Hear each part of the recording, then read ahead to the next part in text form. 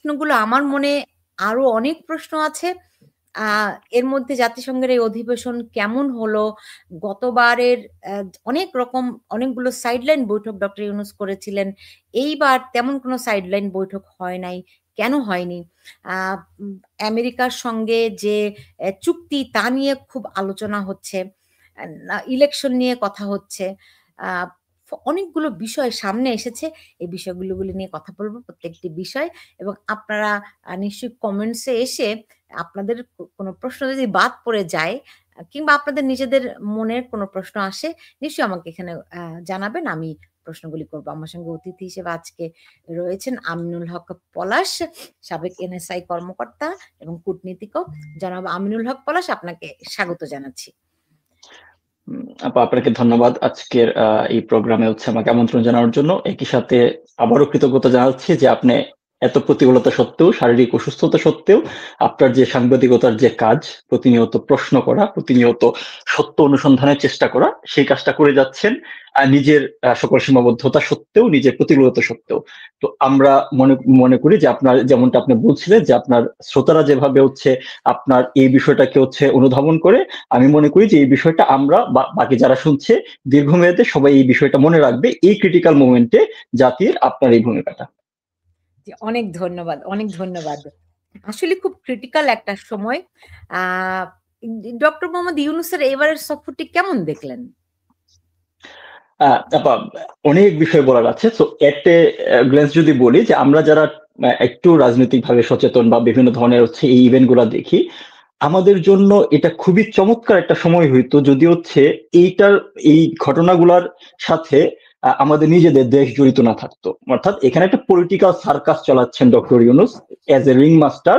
উনি আপনার তার কতগুলো যে হায়ার করে যেভাবে নিয়ে আসে, কখনো মাংকি ধরেন, কখনো আপনার বিভিন্ন ধরনের একে দিয়ে যখন নিয়ে আসে, সে একটা পলিটিক্যাল সার্কাস চালাচ্ছে।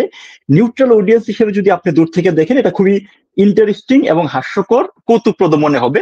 কিন্তু দুঃখজনক যে তার এই পলিটিক্যাল সার্কাসের কারণে আমাদের দেশের 18 কোটির বাংলাদেশ কিন্তু আজকে ধ্বংসের পথে, যে কারণে আলটিমেটলি আমরা এনজয় করতে পারছি না।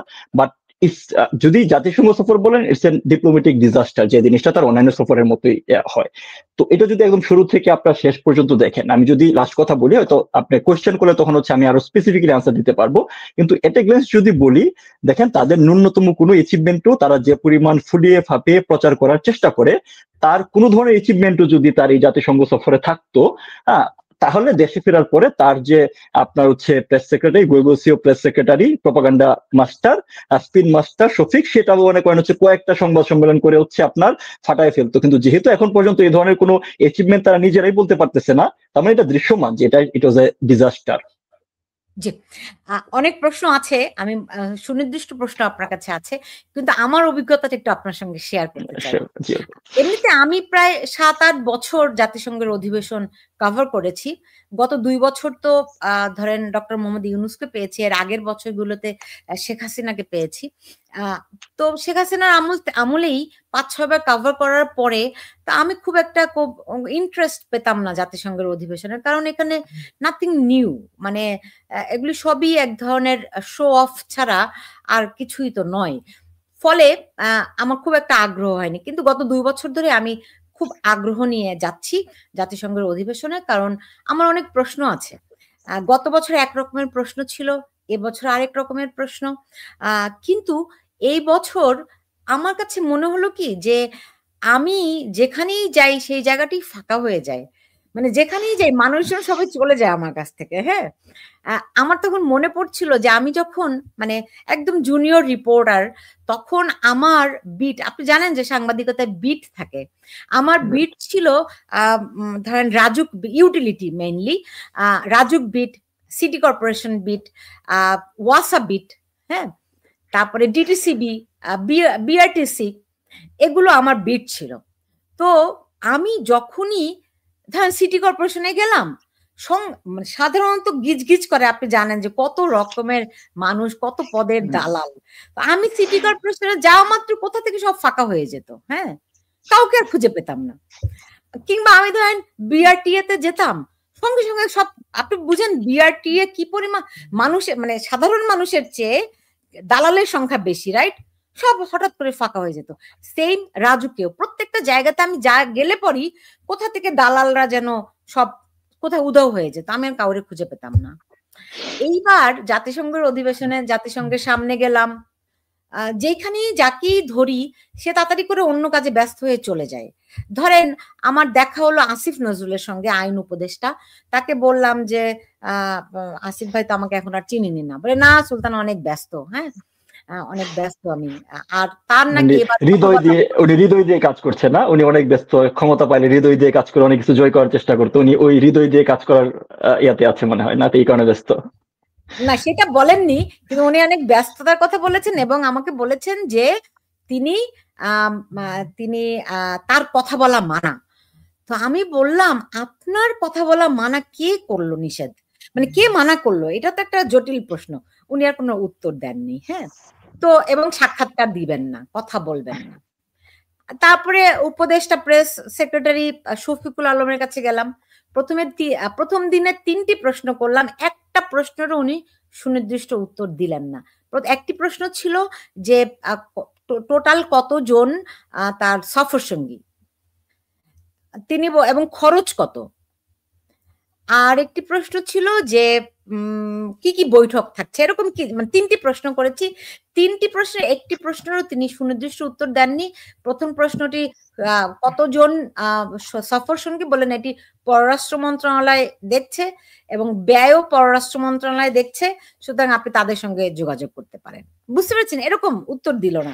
তার পরের দিনও তার কাছে গেলাম প্রশ্ন করার জন্য, তো তিনি আমাকে পাল্টা বললেন যে আমি নাকি তার মেয়েকে নিয়ে যখন ট্রল করা হয়েছিল সেই ট্রলে কোনো কিছু আমি শেয়ার করেছি, সেজন্য তিনি আমাকে ব্লক মেরে দিয়েছেন।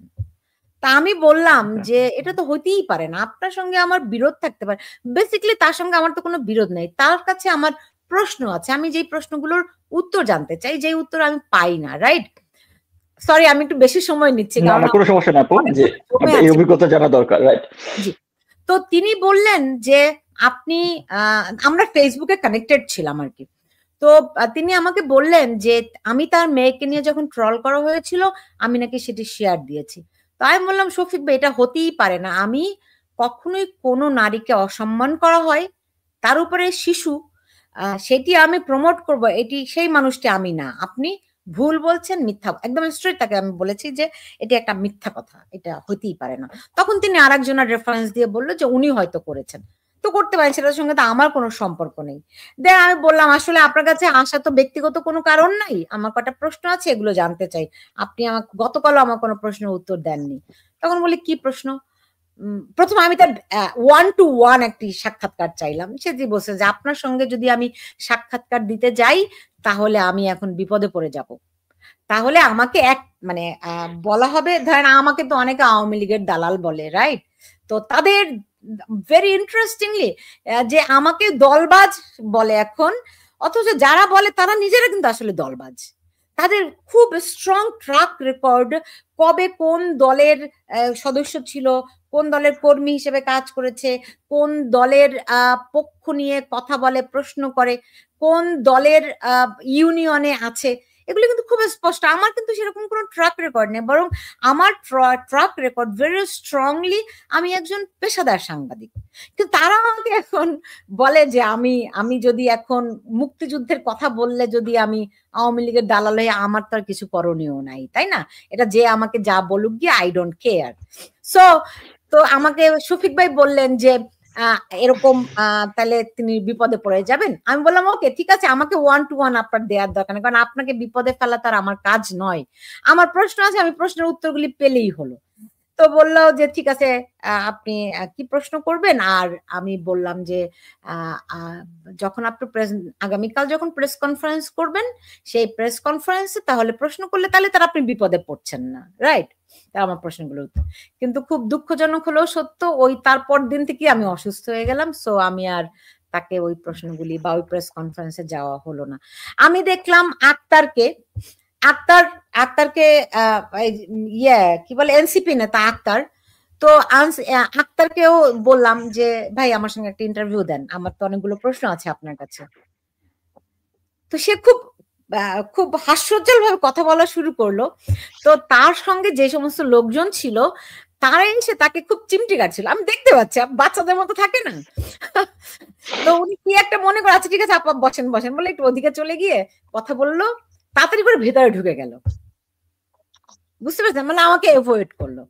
ঠিক সেই যারা প্রথম দিন, আপনি জানেন যেদিন তারা এয়ারপোর্টে আসে সেদিন কিন্তু আমি সরাসরি লাইভ করেছিলাম ওই ঘটনাগুলো। হ্যাঁ, একমাত্র সাংবাদিক হিসেবে আমি সেখানে উপস্থিত ছিলাম এবং আমি কিন্তু যারার পাশেই ছিলাম এবং একটা দায়িত্ববোধের জায়গাও থাকে যে দেখেন আফটারঅল সে তো একজন নারী, তাকে আঘাত করাটা কখনোই সঙ্গত নয়। এবং ছাত্রলীগের ছেলে যারা ছাত্রলীগ কিংবা আওয়ামী লীগের যারা সেখানে উপস্থিত ছিল, আক্তারকে ডিম হামলা করেছিল, তারা কিন্তু মানে ডক্টর ফখরুল ইসলাম আলমগীরকে কোনো মানে অসম্মান করেনি কিংবা যারাকে কেউ আঘাত করেনি, মৌখিকভাবে হয়তো ভার্বালি তাকে অনেক অশ্লীল কথাবার্তা বলেছে। সো আমি পাশে ছিলাম। তো তার পরের দিন যখন যারার সঙ্গে দেখা হলো, যারা নিজে থেকেই আমাকে এসে জড়িয়ে ধরলেন যে আপু আপনি আমার পাশে ছিলেন, অনেক ধন্যবাদ। হ্যাঁ, তো তা আমি বললাম, যারাকে বললাম যে যারা আমাকে একটা ইন্টারভিউ দেন, বলে ঠিক আছে আমি দিব কালকে। কালকে গেলাম আমি, এরপরে সেদিকে আমাকে আর চিনি না, আমার সঙ্গে কথাই বলে না, মানে সামহাও কেউ তাকে ব্রিফ করেছে এই সেই সুলতানা রহমান। হ্যাঁ, তো ফলে যারাও আমার সঙ্গে কথা বললো না। আমার সঙ্গে দেখা হলো শারমিন মুর্শিদের সঙ্গে। শারমিন মুর্শিদকে সঙ্গে আগে থেকেই আমার মানে যখন আমি বাংলাদেশে সাংবাদিকতা করতাম তখন থেকে তার সঙ্গে আমার পরিচয়, ফলে আপা আমাকে খুব জড়িয়ে ধরলেন, কথা বললেন। হ্যাঁ, কথা মানে সাক্ষাৎকার দিবেন। এর মধ্যেই শফিক ভাই তাকে ডেকে নিয়ে, শফিকুল আলম ডেকে নিয়ে কি একটা বললেন, তো আপা বললেন ঠিক আছে সুলতানা পরে আমরা কথা বলবো না, আবার চলে গেলেন। মানে বিষয়টা ওই যে আমি বললাম না, যখন আমি যেখানে যেতাম সেখানে ফাঁকা হয়ে যায় যেত আগে, এইবার আমি দেখলাম যে যেখানেই যার কাছেই যাই তারা খুব অ্যাভয়েড করে যায়। এখন তাদের প্রশ্নে এত ভয় কেন আমি জানি না, তারা কেউ প্রশ্ন আমি আপনার এখানে আমি একটু হচ্ছে ইন্টারফেয়ার করি যে আপা দেখেন তারা আসলে প্রশ্নের ভয়টা কেন আপনি খেয়াল করে দেখবেন যে এখন পর্যন্ত স্ক্রিপ্টেড ইন্টারভিউ ছাড়া ইউনূস কিন্তু বাংলাদেশের কোনো মিডিয়াতে কোনো ধরনের ইন্টারভিউ দেয় নাই। সে গত বছর ডিসেম্বরে নুরুল কবির নিউজের আপনার হচ্ছে সম্পাদক নুরুল কবিরকে হচ্ছে একটা ইন্টারভিউ দিয়েছিল, ভেরি মাচ স্ক্রিপ্টেড। মানে আপনার ইন্টারভিউ সাক্ষাৎকার দেখলে বোঝা যায় কোনটা স্ক্রিপ্টেড বা কি ধরনের কোয়েশ্চেন আসবে। এছাড়া উনি বাইরে গেলে খুবই চুজ এন্ড পিক অবস্থায় কিছু মানুষজনের সাথে সাক্ষাৎকার দেন, আদার দেন দ্যাট কিন্তু বাংলাদেশে উনি কোনো ধরনের সাক্ষাৎকার দেন নাই, মিডিয়া ফেস করেন নাই, বাংলাদেশের কোনো জায়গায় উনি হচ্ছে কোনো দেশের কোনো সিচুয়েশনে কোনো ভ্রমণে যান নাই। সো বেসিক্যালি আপনার একটা আমাদের সে গ্রামে একটা কথা বলে না, তো কানা তো মনে মনেই যান। সো তাদের ভিতরের যে অসঙ্গতি, তাদের ভিতরের যে ভুল, তাদের যে দৃশ্যমান ভণ্ডামি, মিথ্যাচার, এই জিনিসগুলো তো যে কোনো একটা কোশ্চেন করে চলে আসবে। আমরা আপনার সাথে কথা বলে আমরা কিন্তু হচ্ছে সোশ্যাল মিডিয়াতে একটা ভিডিও দেখেছি যে একটা কোশ্চেন করেছিল যে আপনারা কতজন এসেছেন বা প্রেস উইং এর 5 জন আসা দরকার ছিল কিনা, কি ধরনের ব্যবহার করেছে যে সাক্ষাৎকার দিব না চলে যাবো না। সো আলটিমেটলি ধরেন এই দেশটা তো তারা হচ্ছে দখল করেছে নিজেদের যোগ্যতা ছাড়াই। যোগ্যতাটা কি যে ডিপ স্টেট বা বাইরের এক্সটার্নাল যে স্টেক হোল্ডার গুলো তাদের সবগুলাই কোনো একটা বিন্দুতে মিলিত হয়েছে, তারা তাদের রোলটা প্লে করার কারণে হচ্ছে তারা এই দেশের দখলদারিত্বটা বজায় মানে এস্টাবলিশ করতে পেরেছে। কিন্তু তারা তো জানে তাদের মনের ভয়, তাদের অসঙ্গতি। গত 1 বছর যেমন গত আপনার হচ্ছে আমি যদি এই জাতিসংঘের অধিবেশনের কথাও বলেন না কেন, যেমনটা আপনি বলছিলেন যে গত বছরে জাতিসংঘ অধিবেশনও ডক্টর ইউনূস তার প্রিভিয়াস সো-কল মিডিয়া ক্রিয়েটেড যে হাইপের কারণে যতটুকু অ্যাটেনশন পেয়েছিলেন এবার কিন্তু একদমই পান নাই। তার কারণটা হচ্ছে যে গত 1 বছরে ইউনূসের যে মুখোশটা ছিল, ইউনূসের যে মুখোশটা তার চারপাশে যে শফিক বললেন তার সাথে আপনি ভাই ভাই বলছেন কারণ আপনি খুবই ভদ্র একজন মানুষ, পেশাদার একজন সাংবাদিক, বাট সে যে নির্লজ্জ মিথ্যাচার করে, সে যে জঘন্য ভাষায় কথা বলে, হিংস্রতামূলক আক্রমণাত্মক কথা বলে, তাকে মানে হচ্ছে আসলে সম্মান দিয়ে কথা বলাটা খুব কঠিন।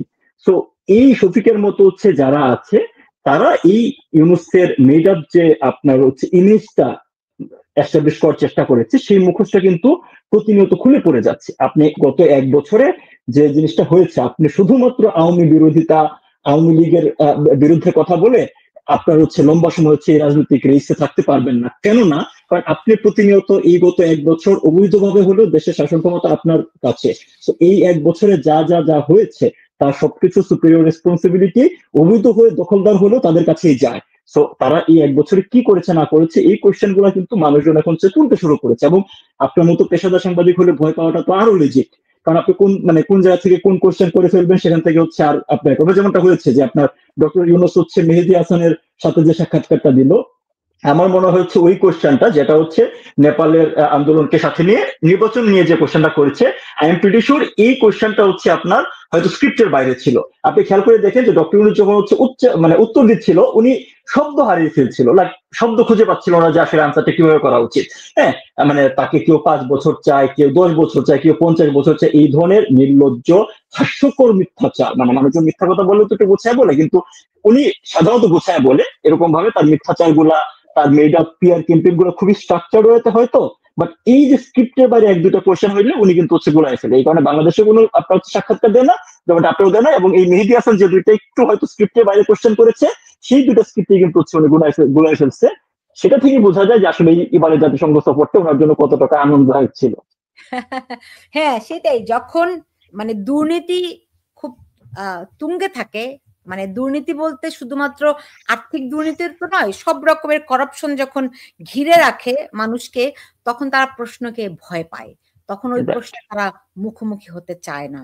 সুতরাং এটুকু বুঝলাম যে এই সরকার কোন রকম প্রশ্নের মুখে পড়তে চায় না। এবং আরো ইন্টারেস্টিং একটা কথা বলি, দেখুন এখন তো শফিকুল আলম তিনি আমার প্রশ্ন উত্তর দেননি যে কতজন তার সফর সঙ্গী, কিন্তু এখন তো আমরা সবাই জানি 104 জন সফর সঙ্গী। এবং আপনি দেখবেন সেই সফর সঙ্গীর মধ্যে প্রায় 15 জনের মতো রয়েছে শিবির কর্মী। তাদের কোনো ওই তালিকা দেবেন, তাদের কিন্তু কোনো পরিচয় নাই, সাংবাদিক নাম নিয়ে। এবং তারা সেই সব সাংবাদিককে কাছে ঘিরে রাখে, তাদেরকে প্রশ্ন করার সুযোগ দেয় যারা তাদের মনের মতো প্রশ্নটি করবে, মানে কমফোর্টেবল প্রশ্নটি করবে। বুঝতে পেরেছেন? এটা খুব ইন্টারেস্টিং। এটা ব্যাপারটা কিরকম, ধরেন হচ্ছে যে আপনার মানে আরেকটা কথা প্রচলিত আছে যে ধরেন কাক তো হচ্ছে যে গ্রাম থেকে সাবান দেখলে হচ্ছে কাক সাবান চুরি করে নিয়ে যায়। তো কাক নাকি হচ্ছে আপনার যখন হচ্ছে ওই যে চুরি করা সাবানটা কোনো গাছে রাখতে যায়, সে নিজের চোখ বন্ধ করে রাখে। হ্যাঁ, কারণ সে মনে করে যে হচ্ছে যে আমি দেখছি না মানে দুনিয়ার কেউ দেখছে না। তো এরা আসলে হচ্ছে এই আপনার হচ্ছে ক্ষমতার দম্ভে, ক্ষমতার মোহে আসলে তারা হচ্ছে অন্ধ হয়ে গিয়েছে। তারা ভাবছে যে আসলে কেউ বুঝতে পারছে না, কিন্তু তাদের ওই যে আপনার হচ্ছে ওই মিথ্যাচার, তাদের ভণ্ডামি এবং প্রতারণা গুলো যেন এখন মানে সকলেই হচ্ছে আসলে মানুষজনের কাছে দৃশ্যমান। বিশেষত ডক্টর ইউনূসের যে ইমেজটা আপনার তার সুদীর্ঘ জীবনে, আপনার নোবেল থেকে শুরু করে আপনার হচ্ছে কংগ্রেশনাল মেডেল বলেন, ফ্রিডম ক্রস পদক বলেন, এই সব কিছু তৈরি করে যে তার ইমেজটা যে ডিপ স্টেট বলি বা ওয়েস্টার্ন স্টেক হোল্ডার বলি তারা তৈরি করেছিল, এই পুরো ইমেজটা কিন্তু গত 1 বছরে ধসে পড়েছে। তার কারণটা হচ্ছে যে আপনি ততদিন পর্যন্ত তার নিয়ন্ত্রিত আপনার হচ্ছে মিডিয়ার মাধ্যমে উনি হচ্ছে স্ক্রিপ্টের বক্তব্য দিতেন। আমি জাস্ট আপনাকেই বলি যে আমরা জানি যে হচ্ছে ডক্টর ইউনূস হচ্ছে শুনি তার বক্তব্য বয়ানের মাধ্যমে বা তার ইউনূস সেন্টার বলেন এগুলোর মাধ্যমে যে ডক্টর ইউনূসের বক্তব্য মানুষ মানে শত ডলার টিকিট কেটে হচ্ছে বক্তব্য শুনতে যায়। আপনি ডক্টর ইউনূসের কয়টা বক্তব্য মানে খুবই গ্লোরিয়াস, খুবই হচ্ছে শ্রুতি মধুর, খুবই আপনার মানে যুগোত্তরণ কোনো বক্তব্য আপনি শুনেছেন কখনো? ইউটিউবে আছে, টিকটকে আছে, কোনো প্ল্যাটফর্মে আছে, বাট এই জিনিসটা কিন্তু হচ্ছে ধারাবাহিকভাবে এস্টাবলিশ করা হয়েছে যে উনি ইউনূস হচ্ছে এইরকম ভাবে হচ্ছে আপনার হচ্ছে বক্তব্য, যে তার বক্তব্য অনেক মানুষ টাকা দিয়ে শুনে। এখন পর্যন্ত আপনি খুঁজে দেখেন, এটা তো মানে আমি আপনার মাধ্যমে সাধারণ মানুষজনকে বলছি যে এই বিষয়গুলো জানা দরকার। আপনারা খুঁজে দেখেন কোনো বক্তব্য হচ্ছে আপনি পান কিনা। ওনার যে তত্ত্ব আছে 3-0, সামাজিক ব্যবসা, ফেই, ইকোনমিক্সে কোন স্ট্রাকচার, এগুলোর কোনো হচ্ছে প্রপার ব্যাখ্যা নাই। আপনি এটা সাধারণ মানুষজনকে বোঝানোর মতো কিছু নাই। তারপরে দেখেন যে হচ্ছে যে আপনার তার সবচেয়ে জরুরি যে ব্যাপারটা বারবার হচ্ছে বলা হয়েছে যে তার ইন্টারন্যাশনাল কানেক্টিভিটি, তাকে অনেক মানুষজন চিনে, বিশ্বের এই প্রভাবশালী ওই প্রভাবশালী, কত লিস্ট। হ্যাঁ, আমরা কত লিস্ট দেখেছি। তার বিরুদ্ধে মামলা চলাকালীন সময়ে শতাধিক নোবেল লরিয়েট, সাবেক আপনার হচ্ছে রাষ্ট্রপ্রধান, এদের দ্বারা হচ্ছে বিবৃতি পেয়েছি আমরা। আসলে এই প্রত্যেকটা জিনিসই কিন্তু হচ্ছে আপনার পিয়ার ক্যাম্পেইনের পার্ট। টাকা দিয়ে এগুলো পারচেস করেছে। আপনি আমেরিকা থেকে ভালো করে জানেন যে পিয়ার ক্যাম্পেইন কিভাবে কাজ করে। কিন্তু গত 1 বছরে কিন্তু এই জিনিসগুলো, এই মুখোশগুলো খুলে পড়েছে। আপনি তার একটা স্পিচ, আপনি তার একটা সাক্ষাৎকার দেখেন, উনি স্কাই টিভিতে সাক্ষাৎকার দিয়েছে, উনি বিবিসিতে সাক্ষাৎকার দিয়েছে, উনি মেয়ে ডেস্কে সাক্ষাৎকার দিয়েছে। আপনি টু দ্য পয়েন্টে সাক্ষাৎকারে A to Z দেখেন, তার ন্যূনতম কোনো লিডারশিপ কোয়ালিটি বলেন, তার শব্দ চয়ন বলেন, তার প্রম্পটনেস বলেন, কিছুই আপনি সেখানে পাবেন না। যে ইমেজ তৈরি করা হয়েছে তার কিছুই নাই। আপনার ইনফ্লুয়েন্স, ইন্টারন্যাশনাল ইনফ্লুয়েন্সের কথা বলেন, উনি এই 1 বছরে তার শাসন, অপশাসনের সময় বাংলাদেশে একের পর এক দেশ আমাদের হচ্ছে ভিসা বন্ধ করে দিচ্ছে, একের পর এক দেশ ফরেন এইড কমিয়ে দিচ্ছে, একের পর এক নেগেটিভ বার্তা আমাদের দেশের জন্য শুনতে পাচ্ছি। উনি তার ব্যক্তিগত কারিশমা ইউজ করে এই 14 মাসে উনি 13টা সফর করেছেন, কিছু পুরস্কার আর নামের সাথে 2টা ডক্টরেট ডিগ্রি আদায় করা ছাড়া এবং তার নিজস্ব প্রতিষ্ঠানগুলোর বাংলাদেশে কিছু ব্যবসায়িক বেনিফিট দেওয়া ছাড়া সাধারণ মানুষের জন্য কিন্তু কিছুই করে নাই। তো যে জিনিসটা বলছিলাম যে এই 1 বছরে তার এই মুখোশটা খসে পড়ার কারণেই কিন্তু তারা আর এখন হচ্ছে আপনার কোনো ধরনের প্রশ্নের সম্মুখীন হইতে কমফোর্টেবল না। কারণ তারা আগে তাদের যে সেলিং পয়েন্টটি ছিল, ইএসপিটা ছিল, সেটা গন, সেটা নষ্ট হয়ে গিয়েছে। জি, আপনি কি এটাই বলছেন যে দেখুন এইবার তার পিআর টিম মাত্র 2টি বৈঠক করতে পেরেছে এবং সেই 2টি বৈঠককে দেখিয়ে বলছেন যে ডক্টর ইউনূস বিশ্ব নেতাদের সমর্থন পেয়েছেন, মানবাধিকারের সমর্থন পেয়েছেন, অথচ যে 2টি বৈঠক করেছেন তারা সবাই তার ঘনিষ্ঠজন। তিনি কেন এই কাজটি করছেন? তা এই বৈঠকটা তো আরো বেশি ইম্পর্টেন্ট আপা। মানে তাদের মানে মানুষজন তো ধরুন হচ্ছে এই বিষয়গুলো অনেকে হয়তো হচ্ছে তোলে ভাবে না। তাদের যে ভণ্ডামি, প্রতিটা কাজে যে ভণ্ডামি, এই জিনিসটা খেয়াল করে দেখেন যে ওই যে বৈঠক নিজামি গঞ্জামি নামের প্রতিষ্ঠানের সাথে যে বৈঠকের কথা, তাদের কথিত বিশ্ব নেতা, এই বৈঠকের টাইমিংটা একটু আপনি দেখেন যে যখন ইসরায়েলি প্রধানমন্ত্রী বক্তব্যের সময় আপনার হচ্ছে বিশ্বের যারা প্রতিনিধিরা আছে তারা ওয়াকআউট করবে প্রতিবাদ স্বরূপ। এটা গত বছরও কিন্তু হয়েছিল এবং এটা কিন্তু মোটামুটি একটা হচ্ছে রেগুলার কেস। আপনারা যারা সংবাদবিদ কভার করতে জানেন, এটা কিন্তু আগের দিন থেকে আলোচিত হয়। বিষয়টা মোটেও এরকম না যে মানে বক্তব্য শুরু করেছে হুট করে তাদের মনে হইলে উঠে চলে গেলাম। আপনি যখন এটা তো কাইন্ড অফ একটা হচ্ছে প্রতিবাদ। তো এই প্রতিবাদটা কিন্তু ইন্টারনালি তাদের মাঝে হচ্ছে এই যে বাংলাদেশীয় বিভিন্ন দেশের প্রতিনিধির মাঝে আলোচনা হয় এবং আলোচনা হয়ে তার একটা মিউচুয়াল কনসেশনেতে পৌঁছার পরেই কিন্তু এই ধরনের হচ্ছে একটা অ্যাক্টিভিজম, এটা তো একটা অ্যাক্টিভিজম, এটা জিনিসটা হয়। তো যখন আপনার হচ্ছে এই বক্তব্য, যখন হচ্ছে আপনার হচ্ছে নেতানিয়াহুর বক্তব্যের সময় 78টা দেশের প্রতিনিধিরা ওয়াকআউট করলো, বাংলাদেশ সেই বক্তব্যে পার্টিসিপেটই করে নাই, ওই সময় যায়ই নাই। কারণটা কি? গেলে তো হচ্ছে প্রতিবাদ করলে তার নিয়োগকর্তারাও খুশি হবে। আবার যদি ধরেন হচ্ছে আপনার ওয়াকআউট না করে, তাহলে বাংলাদেশের তৌহিদি জনতা তাদেরকে ধুয়ে দিবে। সো তার থেকে বেটার হচ্ছে যে এই অধিবেশনে অ্যাটেন্ডই না করি। তো আপনি অধিবেশনে অ্যাটেন্ড না করে ওই সময়টাতে কি করলেন? ওই সময়টাতে আপনি পার্টিসিপেট করলেন হচ্ছে নিজামি গঞ্জামি নামে একটা প্রতিষ্ঠান, আজারবাইজান ভিত্তিক একটা হচ্ছে প্রতিষ্ঠান, যারা আবার হচ্ছে খুব বেশি মাত্রায় ইসরায়েল অ্যাপোলজিস্ট, যাদের ওহুদ বারাক ইসরায়েল সাবেক প্রধানমন্ত্রী, যাদের হচ্ছে আপনার হচ্ছে অ্যাডভাইজারি বোর্ডে আছে, ডক্টর ইউনূস নিজেও তার সেই অ্যাডভাইজারি বোর্ডে আছে। ঠিক আছে, অর্থাৎ একটা ইসরায়েলি অ্যাপোলজিস্ট গ্রুপের সাথে আপনি বৈঠক করছেন কখন? যখন অন্যান্য বিশ্ব নেতারা তার বক্তব্যকে ওয়াকআউটের মাধ্যমে আপনার হচ্ছে প্রত্যাখ্যান করছে বা প্রতিবাদ দেখাচ্ছে। তো এই একটা সিম্পল ইনসিডেন্ট দেখেন যে এই জিনিসটা তাদের ভণ্ডামি কতটুকু রন্ধ্রে রন্ধ্রে, কিভাবে তারা হচ্ছে এই জিনিসটা হচ্ছে আপনার ম্যাটেরিয়ালাইজ করে, তার একটা উদাহরণ। তো এই যে প্রতিষ্ঠানে যারা বিষয় তারা এই প্রতিষ্ঠানে এই পুরো বিষয়টা কি, ইউনূস হচ্ছে আসলে একটা বড় স্ক্যাম। মানে সামহাও পিআর ক্যাম্পেইন বা বিভিন্ন জনের মাধ্যমে বিশ্বের সাবেক প্রধানমন্ত্রী বলেন, সাবেক নোবেল বিজয়ী বলেন, অনেকের সাথে তাদের হচ্ছে একটা মিউচুয়াল যোগাযোগ তৈরি হয়েছে বা তার নিয়োগকর্তারা তৈরি করে দিয়েছে। এখন একজনের বিপদে আরেকজন আগায় আসে। এবার এই মিটিং এ যেহেতু কারো কোনো ধরনের হচ্ছে আপনার সেভাবে দ্বিপাক্ষিক বলেন বা রাষ্ট্রীয় পর্যায়ে কোনো ধরনের হচ্ছে আপনার সফলতা তো দূরে থাক, কেউ আসলে সেই অর্থ তাকে পাত্তাও দেয় নাই। হ্যাঁ, গতবার কিন্তু অ্যাটলিস্ট হচ্ছে আপনার হিলারি ক্লিন্টনের মানে ক্লিন্টন ফাউন্ডেশনের একটা হচ্ছে আপনার প্রোগ্রাম এসে গিয়েছিলেন, যেখানে তার সেই বিখ্যাত হচ্ছে আপনার মেটিকুলাইজ ডিজাইন এবং মাস্টার মাইন্ড থিওরি দিয়েছেন। তো এবার কিন্তু তাও পাওয়া যায় না, কারণ হিলারি নিজেই এখন খুব চাপে আছেন, আপনার তার ইন্টারনালি আপনি জানেন। তো আলটিমেটলি কিন্তু এবার তার হচ্ছে কোনো সেবাটা পায় না। যেহেতু কেউ পায় নাই, এই কারণে উনি হচ্ছে আপনার এই বিশ্ব নেতাদেরকে, কথিত বিশ্ব নেতা যারা প্রত্যেকেই সাবেক প্রধানমন্ত্রী, আমি তাদেরকে ছোট করছি না, কিন্তু আপনার এরকম একটা মিটিং হতেই পারে। আপনার সাবেক প্রধানমন্ত্রী কোনো দেশের আর 10টা 15টা 20টা দেশের সাবেক প্রধানমন্ত্রী বাংলাদেশের একটা প্রধান নির্বাহী বা ক্ষমতাসীন কারোর সাথে দেখা করেছে, এটাতে মানে আপনার হচ্ছে ভুলের কিছু নাই। কিন্তু সমস্যাটা হচ্ছে আপনি এই জিনিসটাকে যেভাবে আপনার হচ্ছে প্রচারণা চালাচ্ছেন যে বিশ্ব নেতাদের সমর্থন পেলেন ইউনূস, এবং একই সাথে বিশ্ব নেতাদের সমর্থন পেয়ে উনি খুবই আপ্লুত হলেন। হ্যাঁ, এই ধরনের যে বয়ান করেন আপনি, যখন এই ধরনের মিথ্যাচার আপনার হচ্ছে নেকেড প্রপাগান্ডা চালান, তখন জিনিসটা হচ্ছে হাস্যকর হয়ে যায় যে আপনার পরিচয়, আপনি যে বোর্ডের মেম্বার, যে প্রতিষ্ঠানের সদস্য, সেই প্রতিষ্ঠানে কিছু লোকজনকে ডেকে এনে আপনি দাবি করছেন যে আপনি বিশ্ব নেতাদের সাথে মিটিং করছেন। এর বাইরে এবারে প্রোগ্রামে তাদের বক্তব্য অনুসারে আপনি খেয়াল করে দেখেন যে ডাস্টবিন শফিক তার যে ভ্যালিডেশন, যে তাদের এই বহর এত বড় হলো কেন, সেই ভ্যালিডেশনের মাঝে সে কিন্তু বলেছে যে আমাদের একটা হাই লেভেল রোহিঙ্গাদের শুনে একটা হাই লেভেল মিটিং আছে, সে কারণে বেশ কিছু আপনার প্রতিনিধিকে সেখানে নিতে হয়েছে। ভালো কথা। আপনার এই ইন্টারেস্টিং বিষয় হচ্ছে এই ধরনের রোহিঙ্গা সংক্রান্ত মিটিং আপনার বিগত রোহিঙ্গা ক্রাইসিস শুরু হওয়ার পর থেকে প্রত্যেক ইউএন সামিটের পরেই আপনার সাইলেন্ট মিটিং হয়, এটা নতুন কিছু না, নাম্বার 1। আর নাম্বার 2 হচ্ছে যে দেখেন যে আমি যে জিনিসটা শুরুতে বলছিলাম যে ইউনূস, আমরা এই কথাটা শুনে এসেছে যে ইউনূস ব্যাপকভাবে ইন্টারন্যাশনাল কানেক্টেড, অনেক মানুষের সাথে যোগাযোগ। আপনি যদি দেখেন যে এই এবারের যে রোহিঙ্গা সংক্রান্ত যে হাই লেভেল মিটিং যেটা হয়েছে তাদের ভাষা, সেখান থেকে আপনার $96 মিলিয়ন আর্থিক সহায়তার ঘোষণা এসেছে, যেখানে মার্কিন যুক্তরাষ্ট্র দিচ্ছে $60 মিলিয়ন। গত বছর 2024 সালে আপনার মার্কিন যুক্তরাষ্ট্র অফার করেছিল আপনার $199 মিলিয়ন।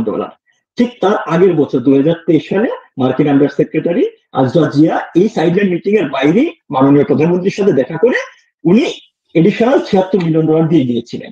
সো 199 76 $275 মিলিয়ন কিন্তু 2023 এবং 24 সালের মাঝে আওয়ামী লীগ সরকারের সময়েই ব্যবস্থাপনায় হয়েছিল, যাদের সাথে আপনার মার্কিন যুক্তরাষ্ট্রের কিন্তু একটা ডান দিক সম্পর্ক, একটা কাছের অবস্থা ছিল। তারপরে $275 মিলিয়ন সহায়তার ব্যবস্থা হয়েছিল। সেখানে এই তাদেরই আপনার তুর্কি বাহক ইউনূস আসার পরে সেই সহায়তার পরিমাণ নেমে এসে $60 মিলিয়নে। আপনার এখান থেকেই বোঝা যাচ্ছে যে, এবং এই $60 মিলিয়নটা কখন এসেছে, যখন গত 1 বছরে ইউনূস গিয়ে খুব আয়োজন করে বলে এসেছিল রোহিঙ্গা ক্যাম্পে যে এই ঈদে নপারো, আমি আপনার চাঁদগাঁয়ের ভাষা জানি না, বাট যতটুকু বুঝতে পেরেছি যে এবারের ঈদে পারবো না, সামনের ঈদে তাদেরকে দেশে ফিরে যাওয়ার ব্যবস্থা করবে। গত 1 বছরে প্রায় 2,80,000 থেকে 2,85,000 মতো নতুন রোহিঙ্গা এসেছে, 1,29,000 নতুন রোহিঙ্গা রেজিস্টার্ড হয়েছে বাংলাদেশে। যেখানে রোহিঙ্গার সংখ্যা প্রতিনিয়ত বাড়ছে, সেখানে ইন্টারন্যাশনাল সহায়তার পরিমাণ কিন্তু কমে আসছে। সেখানেও কিন্তু ইউনূস তার এই কথিত বৈশ্বিক যোগাযোগের কোনো চমক কিন্তু দেখাতে পারেন নাই। সেই এই বিষয়গুলি এবার খুব দৃষ্টিকটু লাগছে দেখতে।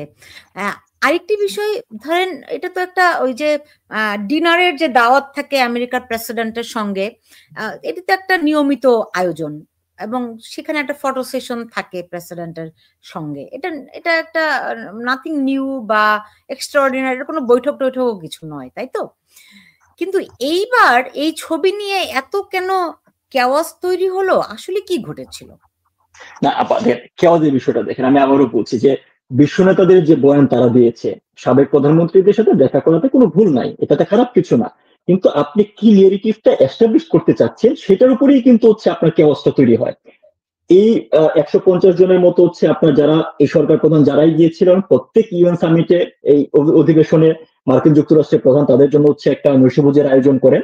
সেখানে তাদের ডিনার করতে করতে তাদের বিভিন্ন ধরনের ডিপ্লোম্যাটিক টুকটাক আলাপ আলোচনা হয়, কথাবার্তা হয়, বিষয়টা নর্মাল।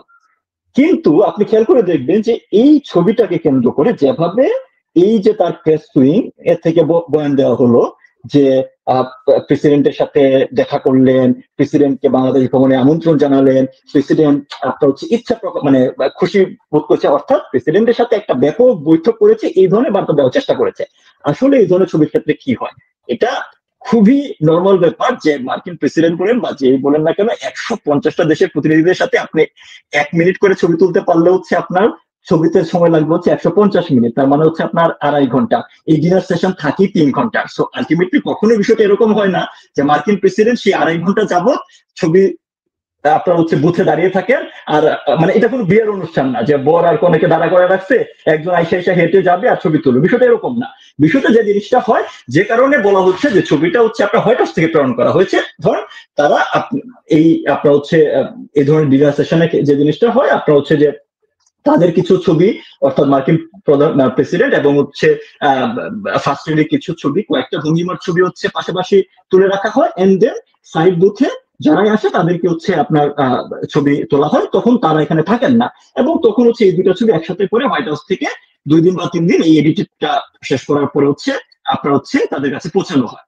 পয়েন্ট হচ্ছে কিন্তু দোষের কিছু নাই, এবং সেম জিনিস অন্যান্য দেশের হচ্ছে আপনার সরকার প্রধান বা যাদের সাথেই ছবি এসেছে প্রত্যেকের ছবি একই রকম ভাবে এসেছে।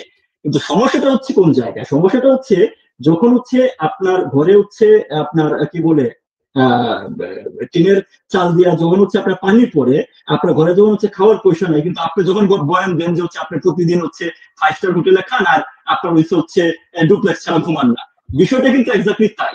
তাদের আপনাদের কোশ্চেনের জবাব কেন দেয় না?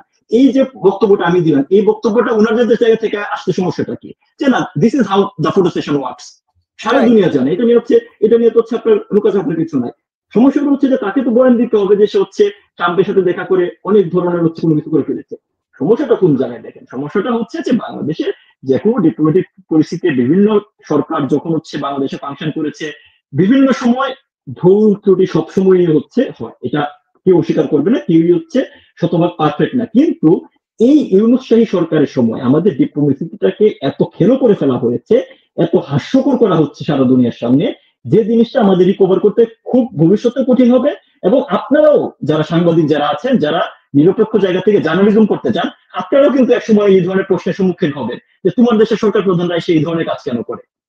কারণ আপনার প্রতিটা জিনিসে হচ্ছে আপনার সত্য থাকলে যে এই প্রত্যেকটা ব্যাপারে বিশ্বনেতাদের সাথে মিটিং হচ্ছে, আপনি প্রেস ব্রিফিং দেবেন যে একটা নিজামীগঞ্জ নামে একটা প্রতিষ্ঠানের 10 জন বা 15 জন যারা হচ্ছে সাবেক সরকার প্রধান ছিলেন বা বিভিন্ন দেশের প্রতিনিধি ছিলেন, তাদের সাথে সরকার প্রধান একটা মিটিং হয়েছে, শেষ। আপনাকে এটাতে বিশ্বনেতা বয়ান দেওয়ার কিছু নাই। তার কারণ তারা কেন করেছে? কারণ ওই যে তার প্রিভিয়াস তৈরি বয়ান, যে ডক্টর ইউনূসকে অনেক মানুষজন চিনে, তার সেই মিথ্যাচারটা কন্টিনিউস করতে হবে। এই যে আপনার অনন্ত জলিল একবার বলছিল যে একটা মিথ্যাকে আপনি যতবারই ঢাকতে চান না কেন, এই অনন্ত জলিলের ভাষায় বলতে হয়, যতবারই ঢাকতে চান না কেন সেই মিথ্যা মিথ্যেই থেকে যাবে। তো আলটিমেটলি তাদের শুরুটা যেহেতু মিথ্যা থেকে, প্রতিনিয়ত যখন তারা এটাকে হচ্ছে কাভার করতে যাচ্ছে, আরেকবার নতুন করে হচ্ছে মিথ্যাচার করতে হচ্ছে। ছবির বিষয়টা খুবই সিম্পল একটা বিষয় হতে পারতো, এটাকে নিয়ে তাদের বড় একটা মিথ্যাচার করা হয়েছে, এবং এটা কিন্তু ডিপ্লোমেসিতে হচ্ছে হাস্যকর পরিস্থিতি তৈরি করে। সেম জিনিস ওই বিশ্বনেতাদের যে বৈঠক বলেন সেটা। জি, এমনিতে আমেরিকার সঙ্গে তাদের মানে সম্পর্কটি কেমন এখন? উষ্ণতা কি বাড়ছে? না, এখন হচ্ছে নেওয়ার সম্পর্ক, দেওয়ার সম্পর্ক শেষ, নেওয়ার সম্পর্ক। কারণ হচ্ছে যে গোষ্ঠীর সহায়তায় তারা হচ্ছে এই ইউনূস বা যারা আপনার হচ্ছে এই ক্ষমতার চেয়ারে তারা বসতে পেরেছে। আপনি গত 1 বছরের কর্মকাণ্ড বলেন, বাংলাদেশের ভিতরে ইন্টারনাল যে বিষয়গুলো ঘটছে, বাংলাদেশের বর্ডার এরিয়াতে যে ধরনের হচ্ছে আপনার টাসেল তৈরি হচ্ছে, যে ধরনের অস্থিরতা তৈরি হচ্ছে, এটা তো খুবই দৃশ্যমান। আপনি খেয়াল করে দেখেন, পিটার হাস ছিল হচ্ছে সফরসঙ্গী লিস্টেড না, বাট একাধিক গুরুত্বপূর্ণ বৈঠকে কিন্তু হচ্ছে আমরা পিটার হাসকে দেখতে পেয়েছি। So who is Peter Haas? Peter Haas কেন হচ্ছে? পিটার হাস হচ্ছে একটা সাবেক মার্কিন কূটনীতিক যে অ্যাক্সেলারেট এনার্জির একজন হচ্ছে উপদেষ্টা হিসেবে চাকরি করে। তার সাথে হচ্ছে ডক্টর ইউনূস এবং তার এই বৈদেশিক মানে তার যে সফরসঙ্গীদের যে এত কিসের হচ্ছে সক্ষতা, এত কিসের হচ্ছে মিটিং। সো এটা কি ইন্ডিকেট করে না যে এই পিটার হাস ওই সময় হচ্ছে আপনার বাংলাদেশের রাষ্ট্রদূত ছিলেন? এবং পলাশ, আপনি শুধুমাত্র পিটার হাসের কথা কেন বলছেন? আপনি কি মার্শা বার্নিকটকে দেখতে পাচ্ছেন না? আপনি কি ড্যান মজিনাকে দেখতে পাচ্ছেন না? তারা তো সবাই সাবেক রাষ্ট্রদূত, এবং তাদের সঙ্গে কিন্তু ডক্টর ইউনূস এবং তার সরকারের অত্যন্ত গভীরতর সম্পর্ক, এবং তারা লবি হিসেবে কাজ করছে। আপনি কি দেখতে পারেন? আমি পিটার হাসের কথাটা কেন বলছি আবারও বলি। আপনি দেখেন পিটার হাস যে জিনিসটা করছে এবং ডক্টর ইউনূসের সাথে পিটার হাসের যে এই মাখামাখিটা, সেটা directly conflict of interest.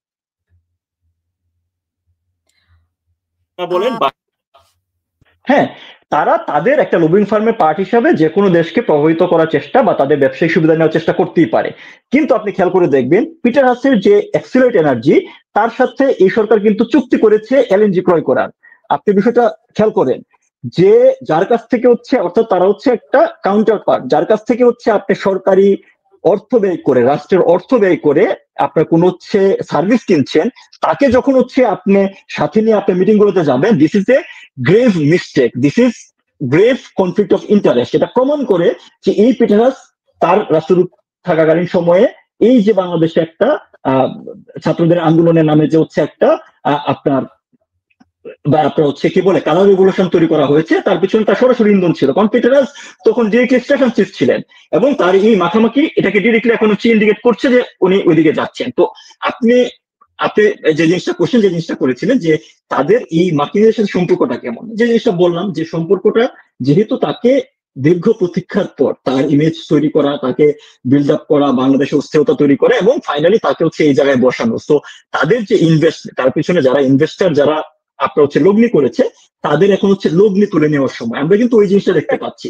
So এই কারণে কিন্তু হচ্ছে আপনার ইউনুসের ভয়েস নাই, মানে সে তার তরফ থেকে যে আমাকে হচ্ছে রোহিঙ্গাদের জন্য সাহায্য বা মানে এখন বৃদ্ধি করো সেটা বলতে পারছে না, কারণ অলরেডি তাকে দিয়ে দেওয়া হয়েছে, তার ইনভেস্টমেন্ট তাদের ডান, এখন তারা হচ্ছে নিয়ে যাবে, সেই নিয়ে যাওয়ার তারা কি আমরা দেখতে পাচ্ছি ঠিকানা নিউজ থেকে আমরা যে বক্তব্যটা আমরা দীর্ঘ সময় ধরে বলে আসছিলাম, যখন এই অবৈধ সরকার ক্ষমতা দখলের পরেই সেন্ট মার্টিনে পর্যটকদের হচ্ছে আপনার কি বলে যাত্রা বন্ধ করা হলো, সাধারণ মানুষজনকে মানে সেন্ট মার্টিন থেকে যাওয়া বিরত রাখতে বাধ্য করা হলো, তখন থেকে কিন্তু এই কোয়েশ্চেনটা ছিল, কারণ সেন্ট মার্টিন নিয়ে মার্কিন ইন্টারেস্ট বা আমাদের হচ্ছে deep sea port related area বা আমাদের হচ্ছে সমুদ্র বন্দর এলাকাগুলোতে যে মার্কিন ইন্টারেস্ট, সেগুলো কিন্তু হচ্ছে অনেক সময় দৃশ্যমান মাননীয় প্রধানমন্ত্রী একাধিকবার বয়ান দিয়েছেন, এটা নিয়ে অনেক একাধিকবার বক্তব্য দিয়েছেন, সতর্ক করেছেন, তখন এগুলোকে কিন্তু পলিটিক্যাল বক্তব্য মনে হয়েছে। আজকে কিন্তু ওনার প্রতিটা কথাই সত্য বলে প্রমাণিত হচ্ছে। আমরা এখন জানতে পারছি যে সেন্ট মার্টিনে একটা সাবমেরিন ঘাঁটি এবং হচ্ছে আপনার অবকাশ কেন্দ্র করতে চাচ্ছে। আমরা জানতে চাচ্ছি যে বাংলাদেশের বন্দরের ব্যাপারে হচ্ছে মার্কিন ইন্টারেস্ট আছে, অলরেডি চট্টগ্রাম বন্দরকে আপনার হচ্ছে বিদেশি আপনার হচ্ছে এদের কাছে তুলে দেওয়া হয়েছে যারা ম্যানেজ করবে। আপনার মার্কিন যুক্তরাষ্ট্র থেকে হচ্ছে আমরা বয়ান শুনতে পাচ্ছি যে বাংলাদেশের তেল গ্যাস বা জ্বালানি সম্পদ উত্তোলনের ক্ষেত্রে স্বচ্ছতা আপনার হচ্ছে নিরূপণ করা হবে বা স্বচ্ছ প্রক্রিয়ার মধ্যে দিয়ে করা হবে। তো আমাদের তেল সম্পদ উত্তোলনের ব্যাপারে কিভাবে করা হবে সেটার স্টেক বা সেটার হচ্ছে বয়ান কেন মার্কিন যুক্তরাষ্ট্র থেকে আসছে। তার মানে আমি যে জিনিসটা বলতে চাচ্ছি যে এই সম্পর্কটা এখন হচ্ছে সিঙ্গেল গেটওয়ে হয়ে গিয়েছে। মানে বিষয়টা কি আপনার যখন হচ্ছে ভারসাম্যপূর্ণ সম্পর্ক থাকে, যে জিনিসটা আমি শুরুতে বললাম যে মার্কিন যুক্তরাষ্ট্রের সাথে আমাদের দ্বিপাক্ষিক ডিপ্লোম্যাটিক সম্পর্ক সবসময় ছিল এবং দৃশ্যমান যেটা মাননীয় আওয়ামী সরকারের সময় সেই সম্পর্কে বেশ কিছু টানাপোড়েন ছিল, সেটা সত্ত্বেও কিন্তু হচ্ছে আমরা মার্কিন যুক্তরাষ্ট্র থেকে সবচেয়ে বেশি কোভিড ভ্যাকসিন পেয়েছি সারা দুনিয়ার মাঝে, সেটা সত্ত্বেও হচ্ছে আমরা আমাদের রোহিঙ্গাদের জন্য সহায়তা কন্টিনিউয়াসলি হচ্ছে নিশ্চিত করতে পেরেছি। That is the diplomatic work. আপনি যতই চাষের থাকেন আপনি ডিপ্লোম্যাটিক ওয়ার্ক করে যাচ্ছেন, কিন্তু এখন যেহেতু ডক্টর ইউনূসের হাতে কোনো কার্ড নাই, কোনো ধরনের ডিপ্লোমেসি নাই এবং অন্ধভাবে যেহেতু তার নিয়োগকর্তা যা বলছে, এই কারণে আমরা তাদের কাছ থেকে কিছু পাচ্ছি না, রেদার আমাদের এখান থেকে মার্কিন গোষ্ঠী কি নিতে পারে সেটা নিয়েই কিন্তু হচ্ছে আপনার যত ধরনের সাম্প্রতিক সময় আলোচনা দেখবে সেই আলোচনায় কিন্তু এখন হচ্ছে দেখা যাচ্ছে। জি জি, মানে এই যে ঘটনাগুলো ঘটছে, যে আমেরিকা বাংলাদেশের কাছে যে সমস্ত দাবি দেওয়া, ওই যে আপনি যেটা বললেন এখন নেয়ার পালা, হ্যাঁ, তো এই পালাটি ধরেন গত 15-16 বছর ধরে যে হচ্ছে, ড্যান মজিনা এবং মার্শা বার্নিকাট এবং আরো দুজন আমেরিকান অ্যাম্বাসাডার যারা বাংলাদেশে কাজ করেছে, তাদের এখনকার তৎপরতা দেখে বোঝা যায় কিনা যে সম্মিলিতভাবেই এতটি বছর ধরে এই কাজগুলো হয়েছে। অবশ্যই হ্যাঁ, আপনি দেখেন মানে এই যে শুধু এখন না, কিন্তু আপনার নিশ্চয়ই মানে এই কাজগুলা কিভাবে হয় আপনি কয়েকটা উদাহরণ দিলে বুঝতে পারবেন। খুবই সাম্প্রতিক একটা উদাহরণ দিই, আপনার হচ্ছে এই হিরো আলম কিছুদিন আগে হচ্ছে আপনার 300 ফিট বা মানে বড় কতটুকু জায়গায় আহত হলেন, তাকে মেরে অজ্ঞান করে ফেলে রাখা হয়েছে, তাকে হচ্ছে হসপিটালে ভর্তি করা হয়েছে। আমি হিরো আলমের উদাহরণটা কেন দিলাম, এই হিরো আলমের উপর হচ্ছে আপনার নির্বাচনকালীন সময় তার উপর হচ্ছে আঘাত এসেছে হিরো আলমের এই অভিযোগের প্রেক্ষিতে, তখন কিন্তু তার হচ্ছে হসপিটালে ভর্তি হইতে হয় নাই, কিছুই হইতে হয় নাই, তার উপর আঘাত করা হয়েছে। এই অভিযোগের ভিত্তিতে আমরা দেখেছি হচ্ছে মার্কিন যুক্তরাষ্ট্র এবং ইউরোপীয় ইউনিয়ন বিবৃতি দিয়েছে। আজকে বাংলাদেশে প্রতি মুহূর্তে সাংবাদিক নির্যাতিত হচ্ছে, আওয়ামী লীগের নেতা কর্মীরা নির্যাতিত হচ্ছে, সকল মানে আপনার হচ্ছে ধর্মীয় সংখ্যালঘুরা নির্যাতিত হচ্ছে, পাহাড়ে অনাচার চলছে। আপনি দেখেন এই যে ইন্টারন্যাশনাল স্টেক হোল্ডার যারা মানবতার ঠিকাদার হিসেবে নিজেদেরকে বিভিন্ন জায়গায় ফেরি করে, যারা ডেমোক্রেসি ফেরি করে, তারা কিন্তু এখন তাদের কোনো প্রতিবাদ আমরা শুনতে পাচ্ছি না। অথচ তাদের হওয়া উচিত কি ছিল, তাদের ফেভারেবল লোক যেহেতু এসেছে তাকে আরো ভালোভাবে গাইড করা যেন এই অন্যায় বা সমস্যাগুলো না হয়। সেটা কি হয়েছে? হয় নাই। সো যে জিনিসটা বলেন যে সুদীর্ঘ সময় ধরে কিন্তু তাদেরকে বিভিন্ন সময় তাদের আপনার হচ্ছে আমরা নিয়মিতই কিন্তু দেখেছি যে হচ্ছে আপনার এনডিসিতে আপনার বিভিন্ন রাজনৈতিক দলের আপনার হচ্ছে আসা যাওয়া, এটা স্বাভাবিক সম্পর্ক থাকতেই পারে, কিন্তু এর বাইরেও বিভিন্ন সময় বিভিন্ন ধরনের কিন্তু হচ্ছে আপনার ক্রিটিক্যাল বিষয় নিয়ে তাদেরকে হচ্ছে আমরা ডিপ্লোমেটিক আপনার হচ্ছে কি বলে প্রোটোকল ভঙ্গ করেও কিন্তু আমাদের বক্তব্য বিবৃতি তাদেরকে দিতে দেখেছি। আপনার মনে আছে যে নিরাপদ সড়কচাই আন্দোলনের সময়ও কিন্তু ঠিক একই রকম হচ্ছে একটা অ্যাক্টিভিটি আমরা দেখেছিলাম 2018 সালে। তখনও সেই আন্দোলনটাকে সরকার বিরোধী আন্দোলনে পরিণত করার একটা সর্বোচ্চ চেষ্টা কিন্তু তখন ছিল, আর তখন সেটা কার্যকর হয়নি। তো আপনি জিনিসটা বলেন যে এই যে চেষ্টাটা ডক্টর ইউনূসকে সামনে রেখে বলেন বা পিছনে পর্দায় রেখে এই চেষ্টাটা কিন্তু দীর্ঘ সময় ধরে চলমান ছিল। যেহেতু দীর্ঘ সময় ধরে ছিল, ইনভেস্টমেন্টও বেশি হয়েছে, সো এখন তারা সুদে আসলে সেই লাভটাও অনেক বেশি পরিমাণে হচ্ছে তুলে নেবে। এই কারণেই সকল স্টেক হোল্ডার আপনার অ্যাক্টিভ হয়ে এখন হচ্ছে তারা কাজ করছে। জি, এমনিতে আমিনুল হক পলাশ, আপনার মনে হয় কিনা, অনেকে মনে করছেন যে বর্তমানে যে ধারায়, যে ধারাবাহিকতায় সবকিছু অগ্রসর হচ্ছে, যদি এতে এই ধারাতেই নির্বাচনটি হয় তাতে জামাত ক্ষমতায় যাবে। আমিও মোটামুটি এতে কনভিন্স। কিন্তু আপনার কাছে কি? জি বলুন।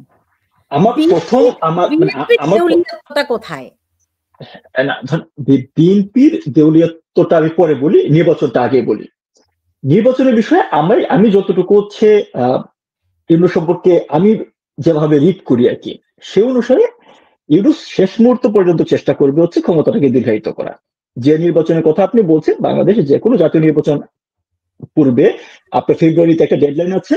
আমরা আজকে যদি দেখি, আমরা আজকে এখন সেপ্টেম্বরের 3 তারিখ, অক্টোবরের 3 তারিখে আছি, নভেম্বর, ডিসেম্বর, জানুয়ারি এন্ড হচ্ছে, এরপরে হচ্ছে আপনার February. So it's less than 4 month. হ্যাঁ, আপনার যে ধরনের প্রিপারেশন, যে ধরনের হচ্ছে আপনার সারা দেশব্যাপী যে নির্বাচন, তো বাংলাদেশে একটা ছোট দেশ কিন্তু লোক কিন্তু হচ্ছে 18 কোটি, ভোটার অলমোস্ট 12 কোটি। সো ইটস বিশাল হিউজ হচ্ছে আপনার অ্যাক্টিভিটি। নির্বাচনে ন্যূনতম কোনো হচ্ছে কার্যক্রম বলেন বা ন্যূনতম কোনো ধরনের হচ্ছে প্রস্তুতিমূলক কোনো কিছু কিন্তু দেখা যাচ্ছে না। এক নাম্বার 2 হচ্ছে এই ইউনূসের আপনার হচ্ছে সরাসরি পৃষ্ঠপোষকতায় গড়ে ওঠা দল এনসিপি বা ন্যাশনাল চিলড্রেন পার্টি এবং জামাত, তাদের কিন্তু নির্বাচন বিরোধী বয়ান, পিআর নিয়ে হচ্ছে আপনার হচ্ছে যে তাদের বক্তব্য, এগুলো কিন্তু মাঠে এখনো জারি আছে। অর্থাৎ ইউনূসের খুব ক্লোজ দুইটা এলাকায় এন্টি ইলেকশন টাইপের একটা ভাইব কিন্তু প্রতিনিয়ত দিয়ে যাচ্ছে। এটাও একটা ইন্ডিকেশন দেয় যে ইউনূস আসলে হচ্ছে নির্বাচন দেওয়ার মুডে নাই। হ্যাঁ, আপনার মেহেদী হাসানের বক্তব্য কিন্তু তার যে জিনিসটা বলেন যে ভিতরের বিষয়টা তো বের হয়ে আসে, মেহেদী হাসানের বক্তব্যে এই জিনিসটা কিন্তু বের হয়ে আসছে যে আমরা interim government, we can stay for any time, আমাদের কোনো টাইম লিমিট নাই। মানে অন্যদের বলতে 5 বছর থাকতে পারে নির্বাচিত সরকার, তাদের কোনো টাইম লিমিটই নাই। ওনার বক্তব্য কিন্তু এইটা, উনি মনে মনে আসলে তার ইচ্ছাটা হচ্ছে এইটাই। সো প্রথমত হচ্ছে ইউনূস যে কোনো মূল্যে চাবে ইলেকশনটাকে হচ্ছে এক্সটেন্ড করা। সেটা যদি মানে, এবং এখন পর্যন্ত যেদিকে যাচ্ছে আপনার ইলেকশন আপনার হচ্ছে ফেব্রুয়ারিতে হবে, এটা আমি বিশ্বাস করি না, নাম্বার 1। নাম্বার 2, যে জিনিসটা আপনি বললেন যে নির্বাচন হইলে কি হবে, নির্বাচন হইলে কি হবে সেটার উদাহরণ নজির অলরেডি হচ্ছে আপনার ডাকসু এবং জাকসুতে দেখানো হয়েছে। ডাকসুতে হচ্ছে আপনার যারা নির্বাচন কন্ডাক্ট করেছে তারাই জানে না যে ব্যালট পেপার কোথায় ছাপানো হয়েছে। ব্যালট পেপার ছাপানো হয়েছে নীলক্ষেতে। শুরুতে হচ্ছে ঢাকা ভার্সিটি অথরিটি বললো যে এটার ব্যাপার হচ্ছে এটা মিথ্যা। যখন হচ্ছে প্রমাণ সহ বিষয়টা সামনে আসলো তখন তারা বললো তারা জানতো না। সো যদি ইলেকশন হয়, নাম্বার 1 ডাকসু মডেল হবে, আর জাকসুতে লেস দেন 10,000 বা 8,000 না কত হাজার ভোটের একটা ইলেকশন 3 দিন লাগছে ভোট গণনা করতে। সো মডেল কিন্তু অলরেডি ইউনুসীয় মডেল কিন্তু অলরেডি এস্টাবলিশ। সো এই মডেল হলে ঢাকা ভার্সিটির মতো জায়গায় যেহেতু হচ্ছে শিবিরকে জেতাতে পারছে, সারা বাংলাদেশে জামাতকে এই মডেলে যদি নির্বাচন হয় সেটা তারা করতে পারবে। এবং এখন আসে হচ্ছে আপনার বিএনপির ব্যর্থতাটা কোন জায়গায়। দেখেন, বিএনপি আসলে এখন পর্যন্ত হচ্ছে একটা দিবাস্বপ্নের ভিতরে আছে। দিবাস্বপ্নটা কিরকম ভাবে, তারা তো কোনো ধরনের পলিটিক্যাল অ্যাক্টিভিজম, পলিটিক্যাল মুভমেন্টের মাধ্যমে এই ফেভারেবল কন্ডিশনটা পায় নাই। ফেভারেবল কন্ডিশন এই কারণে বলছি, গত 16 বছরে আপনার হচ্ছে বাংলাদেশের রাজনীতিতে আপনার হচ্ছে বিরোধী দলকে কিছু পর্যায়ে দমন করা, আপনার হচ্ছে মামলা, আপনার হচ্ছে রাজনৈতিক মামলা দেওয়া, এটা বাংলাদেশের 50 বছর ইতিহাসে বিভিন্ন সময় চলে এসেছে। এটা অস্বীকার করার কোনো কারণ নাই। এটা বলা সত্ত্বেও আমি যদি আপনার বলি যে বিএনপির শীর্ষ পর্যায়ে যত নেতা আছে তারা প্রত্যেকেই কিন্তু ঢাকা শহরে বহাল তবিয়তে এই 16 বছর 17 বছর ছিল। তারা বহাল তবিয়তে তার ব্যবসা বাণিজ্য আপনার করেছে। কিছু কিছু প্রোগ্রাম, সিরিয়াস বিষয়গুলো এটার সময় হয়তো তারা গ্রেফতারের শিকার হয়েছে, আবার জামিনে বের হয়ে আসছে। এই বক্তব্যগুলো কিন্তু আমার বক্তব্য না, আপনার সাংবাদিক, আপনি ভালো করেই জানেন যে that is the Real scenario, right? তো আলটিমেটলি তো হচ্ছে ধরুন বিএনপি ওই জায়গা থেকে হঠাৎ করে তারা এত বেশি ধরেন হচ্ছে এই ক্ষমতার পট পরিবর্তনে হঠাৎ করে তারা এত বেশি পেয়ে গেছে, বিএনপি তার নিজ দলের উপরে হচ্ছে আসলে গ্রিপ হারাইছে কিরকম ভাবে, এটা কিন্তু আমার বিশ্লেষণের মতামত না, এটা আমার পারসেপশন। গ্রিপ হারিয়েছে কোন জায়গায় আমি আপনাকে বলি, যে বিএনপির প্রান্তিক লেভেলের যে লোকজন আছে, ধরেন নর্মালি কি হয় বাংলাদেশে, নির্বাচন হইলে একজন এমপি মন্ত্রী হবে এবং মানে এমপি হবে, এবং এমপি কে কেন্দ্র করেই ওই জায়গাতে একটা নতুন করে হচ্ছে আপনার সিন্ডিকেট তৈরি হবে, বা নতুন করে হচ্ছে সুবিধার ভাগ বাটোয়ার জায়গা তৈরি হবে। এখন কিন্তু কম বেশি সবাই মিলেমিশে খাচ্ছে। তো বিএনপির যারা প্রান্তিক লেভেলের লোকজন আছে, যে তাদেরকে এখন ধরেন টেম্পো স্ট্যান্ডের দল বলা হয়, বাস স্ট্যান্ডের দল বলা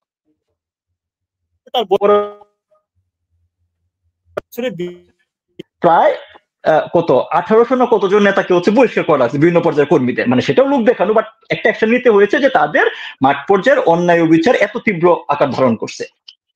সো এই গ্রাউন্ড লেভেলে যারা আছে, যারা এমপি হবে না, যারা মন্ত্রী হবে না, তারা কিন্তু তাদের বর্তমান যে কিছু করে খাচ্ছে এটা নিয়েই খুশি। সো তাদের উপরে দলীয় হাইকমান্ড চাইলেও কোনো একটা স্ট্রিক্ট সিদ্ধান্ত ইম্পোজ করতে পারছে না, পারলেও মানবে না।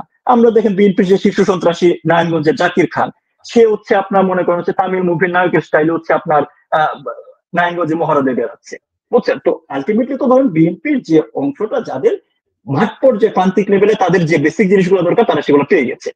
সো তাদের কারণে হচ্ছে যে তাদের এখন নতুন করে হচ্ছে ইলেকশন দিলে তো হচ্ছে আবার এটা ওয়ান সাইডেড হবে। সো এইটার থেকে মাঠ পর্যায়ের উপর সে কন্ট্রোল হারিয়েছে। আরেকটা যে জায়গায় কন্ট্রোল হারিয়েছে, দেখেন এই কিছুদিন আগে মাহফুজ আলমের একটা বক্তব্য আপনার হচ্ছে দিয়েছে, যেটা হলো যে হচ্ছে আপনার মাহফুজ আলম তার বক্তব্যে বলেছে যে এই সরকার গঠনের পরে, অবৈধ সরকার গঠনের পরে ওই বানরের হালুয়া রুটির ভাগাভাগির মতো হচ্ছে বিএনপি এটা নিয়েছে, জামাত ওটা নিয়েছে। এটা মাহফুজ আলম নিজের বক্তব্য, আপনারা নিশ্চয়ই সবাই দেখেছেন। বিএনপি এই জায়গাতে হচ্ছে লস করেছে কিরকম ভাবে, দেখেন বিএনপির এমন লোকজনকে দেওয়া হয়েছে যারা আসলে ইনফ্লুয়েন্সিয়াল না। আমি উদাহরণ দিয়ে বলি, যে অ্যাটর্নি জেনারেলকে বিএনপির পদধারী যাকে অ্যাটর্নি জেনারেল বানানো হয়েছে, আমি 100% নিশ্চয়তা বলতে পারি যে বিএনপির তরফ থেকে যদি বলা হইতো যে না বিএনপির একজনকে লোক দেন যাকে আমরা অ্যাটর্নি জেনারেল বানাবো, প্রথম 10 জনের নাম দেওয়া হলো, এই 10 জনের ভিতরে এই নামটা থাকতো না। আমার এই বক্তব্য দেওয়ার অর্থ হচ্ছে এটাই, বিএনপি নামধারী একটা অংশ, সেটা প্রশাসনে হোক, সেটা বিচার ব্যবস্থায় হোক, সেটা ওই যে ভিসি বা প্রভিসি নির্বাচন করা হোক, প্রত্যেক জায়গায় বিএনপি নামধারী একটা অংশকে কিন্তু বেনিফিট দেওয়া হয়েছে। সো তারা তাদের বেনিফিট নিয়ে, এখন ধরেন যে ব্যক্তিটা তার অনিয়মে যেই অংশটাকে বেনিফিট দেওয়া হয়েছে বলছেন, সেই অংশটা কি আসলে বিএনপি কিনা, এই প্রশ্নটা আমি তুলছি এই কারণে যে আওয়ামী লীগের মধ্যে যদি এই পরিমাণ জামাত শিবির ঢুকতে পারে এবং তারা বুঝতেও পারেনি হয়তো, সেখানে বিএনপির মধ্যে না জানি কত জামাত শিবির আছে যারা নিজেদেরকে বিএনপি দেখিয়ে আসলে জামাতের পারপাস সার্ভ করছে। খুবই সম্ভব। তো এই কারণে বলছিলাম যে ধরেন বিএনপি আলটিমেটলি হচ্ছে যে ওই জায়গাতে তারা হচ্ছে গ্রাউন্ড লুজ করেছে, যে কারণে দেখেন যে আপনার বিএনপি এই ডাকসু নির্বাচনে একটা দৃশ্যমান হচ্ছে আপনার অনিয়ম হয়েছে। আগের থেকে ব্যালট ছাপা ছিল, সেই ব্যালট হচ্ছে আপনি দেখেন শুধুমাত্র নির্বাচন পর্যন্ত যাওয়ার দরকার নাই, নির্বাচনের আগে যেখানে হল সংসদীয় নির্বাচন হলে হবে সেখান থেকে ভোট সেন্টার সরিয়ে হচ্ছে এক জায়গায় আনা হয়েছে।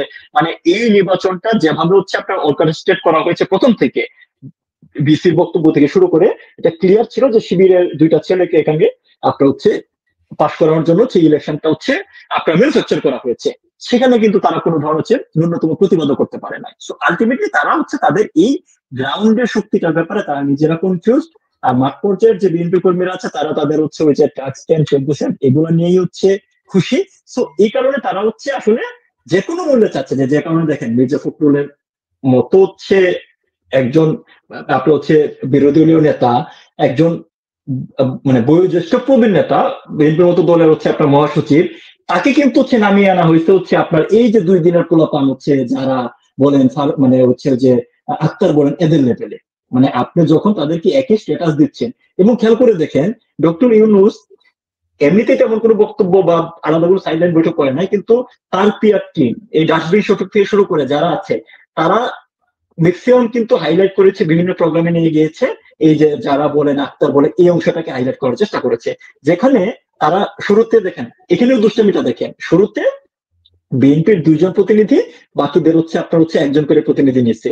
যাওয়ার আগের দিন তারা বললো যে ঠিক আছে প্রত্যেকের জন্য 2 জন প্রতিনিধি, অর্থাৎ এই বিএনপির সাথে বেসিক্যালি হচ্ছে এনসিপি এবং হচ্ছে জামাতকে তারা বিএনপিকে তাদের লেভেলে নামিয়ে নিয়ে আসছে। এখন বাস্তবতা হচ্ছে যে তাদেরকে নামিয়ে নিয়ে আসছে বিষয়টা এখন বলা যাবে না, আলটিমেটলি হয়তো বিএনপি ওই জায়গাতেই বিলং করে, বিএনপি নিজেদেরকে এতদিন ওভার এস্টিমেট করতো, বাট তাদের অবস্থা আসলেই এমন জায়গায় না, এবং তাদেরকে আসলে শিওর থাকেন, কারণ দেখেন না যে কোনো কিছু হইলে বাংলাদেশে লেজিট একটা সমস্যা, যে কোনো সমস্যা হইলে আপনি ওই আপনার কি বলে মাইলস্টোন হচ্ছে মানে মাইলস্টোন স্কুলে হচ্ছে আপনার একটা হেলিকপ্টার দুর্ঘটনার কারণে হচ্ছে এতগুলা মানে হচ্ছে বাচ্চা শিশু প্রাণ হারাইলো।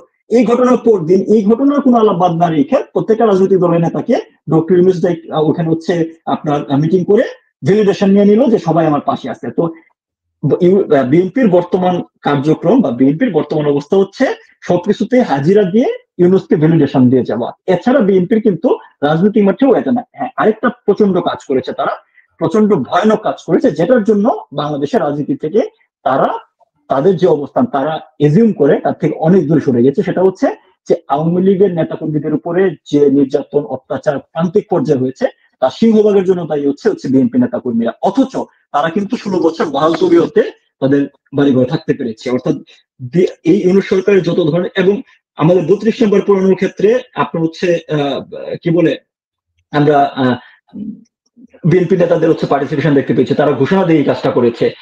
15 আগস্টের ইশরাক হোসেনকে বুলডোজার পাঠিয়েছে 15 আগস্টের প্রোগ্রাম প্রতিহত করতে তারা ঘোষণা দিয়ে সেখানে গিয়েছে। সো তারা কিন্তু, এবং তার থেকে ভয়াবহ আপনার হচ্ছে এটা খুব সুন্দর যশোরের ঝিকরগাছায় একজন প্রতিবন্ধী লোককে হচ্ছে বিএনপির আপনার হচ্ছে স্থানীয় বিএনপির হচ্ছে স্বেচ্ছাসেবক দলের নেতারা হচ্ছে পিটিয়ে মেরে ফেলেছিল। তার কারণটা কি? ওই লোকটা ইউনূসকে গালি দিচ্ছিল যে আমি আমার প্রতিবন্ধী ভাতা বন্ধ করে দিচ্ছি, ইউনূস সরকার চাই না। ইউনূসকে তারা হচ্ছে তাদের মাঠ পর্যায়ের লোকজন ভ্যালিডেশন দেওয়ার জন্য যে হচ্ছে আপনার হত্যাকারী হয়েছে, খুনি হয়েছে। কিন্তু আপনি দেখেন গত এই 13টা মাস, অলমোস্ট 14 মাস হয়ে গেছে, দেশের সার্বভৌমত্ব স্বাধীনতার ক্ষুণ্ণ হচ্ছে এমন কোন ব্যাপারে বিএনপির তরফ থেকে কোনো বয়ান নাই। আপনি খেয়াল করে দেখেন বিএনপির দু একজন নেতা বক্তব্য দেওয়ার চেষ্টা করার সাথে সাথেই কোনো না কোনো পর্যায়ে থেকে একটা অদ্ভুত চাপ, যে জিনিসটা আপনি বলেন আপনাকে কেউ সাক্ষাৎকার দেয় না, তারাও কোনো এক জায়গা থেকে সুইচ অফ করে দেওয়া হয়, তারা কথা বলা বন্ধ হয়ে যায়। আমাদের দেশে একটা এনডিএ স্বাক্ষরিত হয়েছে মার্কিন যুক্তরাষ্ট্রের সাথে স্বাধীনতার পরে, যেটা কখনো হয় নাই, সেটা নিয়ে তাদের কোনো বক্তব্য নাই। আজকে পাহাড় অশান্ত হইলে বিএনপির কোনো বক্তব্য নাই। আজকে দ্রব্যমূল্যের অবস্থা ঊর্ধ্বগতি হইলে তাদের কোনো বয়ান নাই। আজকে দেশে মানুষের আইন শৃঙ্খলা পরিস্থিতি খারাপ হলে তাদের কোনো বক্তব্য নাই। তারা যে দাবি করে তারা হচ্ছে এই দেশের জন্য রাজনীতি করে, মানুষের জন্য রাজনীতি করে। আপনি বিএনপিকে তো এই জবাবটা মানুষের কাছে গিয়ে দিতে হবে যে এই 12 মাসে তো তাদের কোনো ধরনের মানে তারা রাজনীতি করার ম্যাক্সিমাম ফেসিলিটি পেয়েছে, কোনো ধরনের রেস্ট্রিকশন নাই। ধরেন তাদের যে আরোপিত রেস্ট্রিকশনের অভিযোগ তারা আওয়ামী লীগের বিরুদ্ধে করে, সেটা তো গত 14 মাসে ছিল না। এই 14 মাসে কোনো ধরনের প্রতিবন্ধকতা ছাড়া কাজ করার সুযোগ পাওয়া সত্ত্বেও তারা দেশের জন্য কি করেছে, এবং ইউনূস যখন এই দেশকে ধ্বংস করছিল তখন বিএনপির উল্কি ছিল, সেটাও কিন্তু ইতিহাসে বিচার করবে একদিন। ধরেন আপনি বলছিলেন যে আপনার ধারণা বা সিমটম যা দেখছেন তাতে করে ডক্টর ইউনূস আসলে ফেব্রুয়ারিতে নির্বাচন দেবেন না, এটি তাই সর্বোচ্চ চেষ্টাটাই এটাই করবেন। তো যদি নির্বাচন না দেয় সেই ক্ষেত্রে বিএনপির কি আর ওই সামর্থ্য থাকবে ডক্টর ইউনূসকে ক্ষমতাচ্যুত করার? বিএনপি ওই যে আপনি যে জিনিসটা আমরা আগে যেটা বললাম যে আপা, যে বিএনপির ওই সামর্থ্য মানে থাকবেন এই কারণে যে মাঠ পর্যায়ের বিএনপির উপরে বিএনপি শীর্ষ পর্যায়ের কতটুকু কন্ট্রোল আছে এটার ব্যাপারে আমার ডাউট আছে। এটা গেল একটা পয়েন্ট।